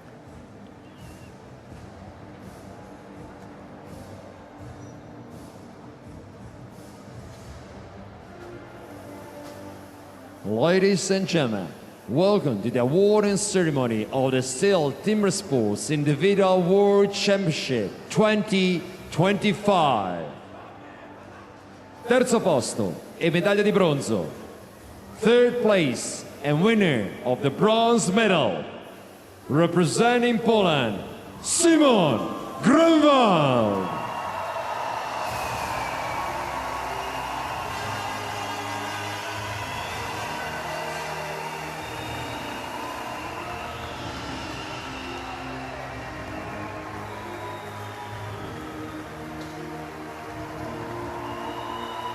The bronze medal will be presented by Ingrid Jägering, Executive Board Member, Stihl.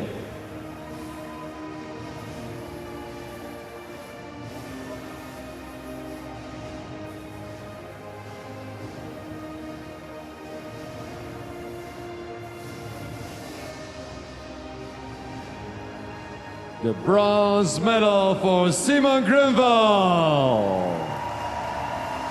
His first medal before the Olympic preparation. Secondo posto e medaglia d'argento. Second place and winner of the silver medal, representing Australia, Bryden Meyer.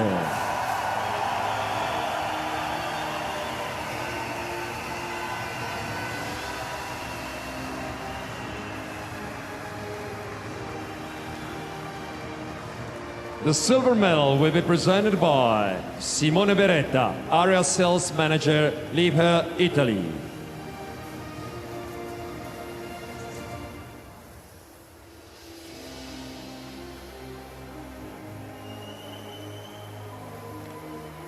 World Champion in 2019, Vice World Champion in 2025, Bryden Meyer.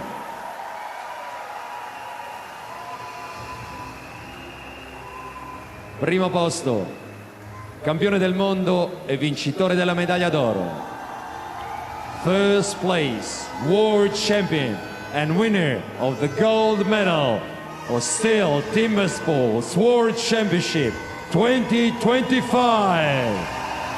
Coming from New Zealand, Jack Jordan.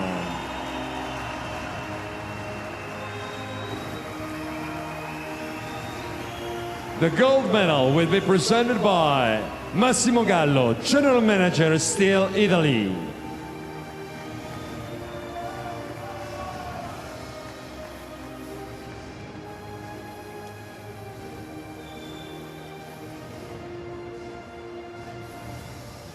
Silver last year in 2024, gold medal and world champion this year, Jack Jordan.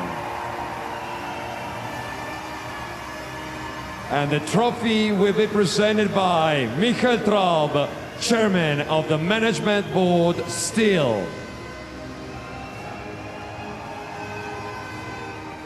Oh,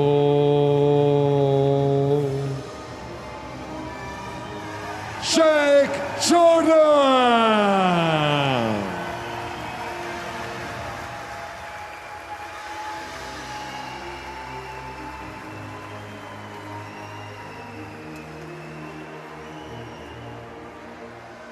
In honor of the winner, please stand up. We will now hear the national anthem of New Zealand.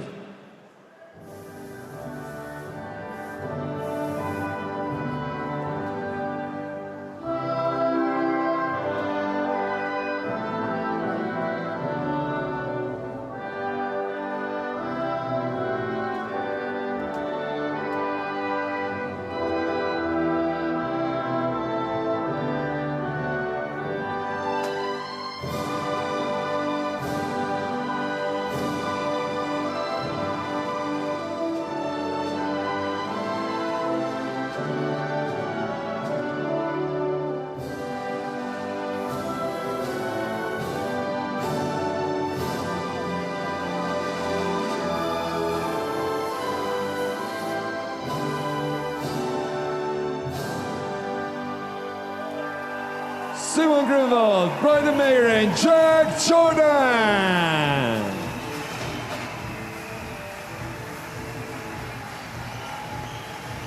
Un altro grande applauso al nuovo campione del mondo di Stihl Timbersports World Championship 2025, Jack Jordan.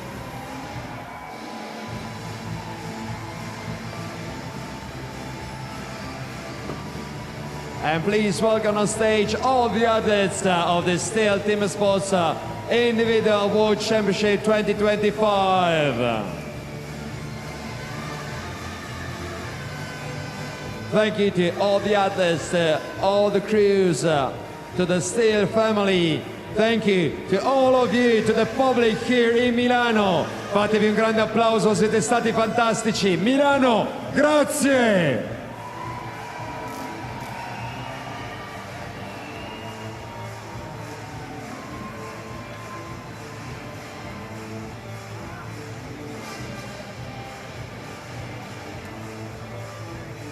Noi continuiamo con le celebrazioni, tra poco gli highlights di gara sul gondola, sul video wall.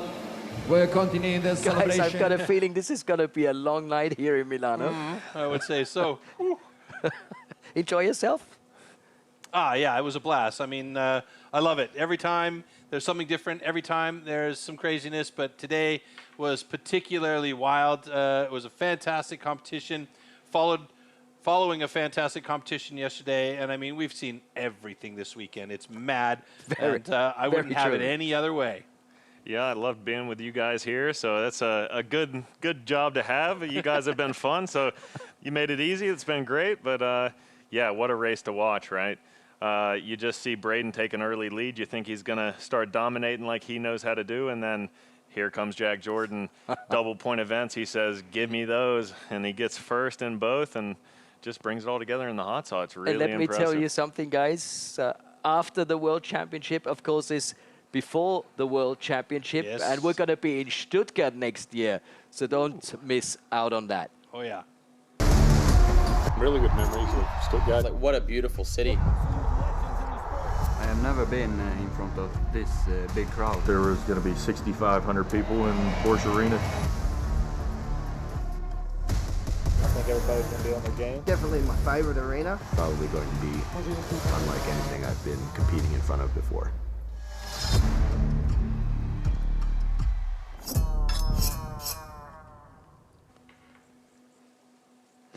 I already have goosebumps. It's going to be a Halloween individual world championship next year, so that's going to be interesting as well to see what that arena looks like, right? I'm what so a place ready to for be. this. Oh, man. Yeah, it's a beautiful arena, and I'll definitely be looking forward to that one. The atmosphere in there is just unreal. Yep. Home of Stihl, yeah. Yeah, and talking about beautiful, the highlights of the day coming up right now. So thank you so much for joining us today, and see you very, very soon. Ciao, everyone. See you.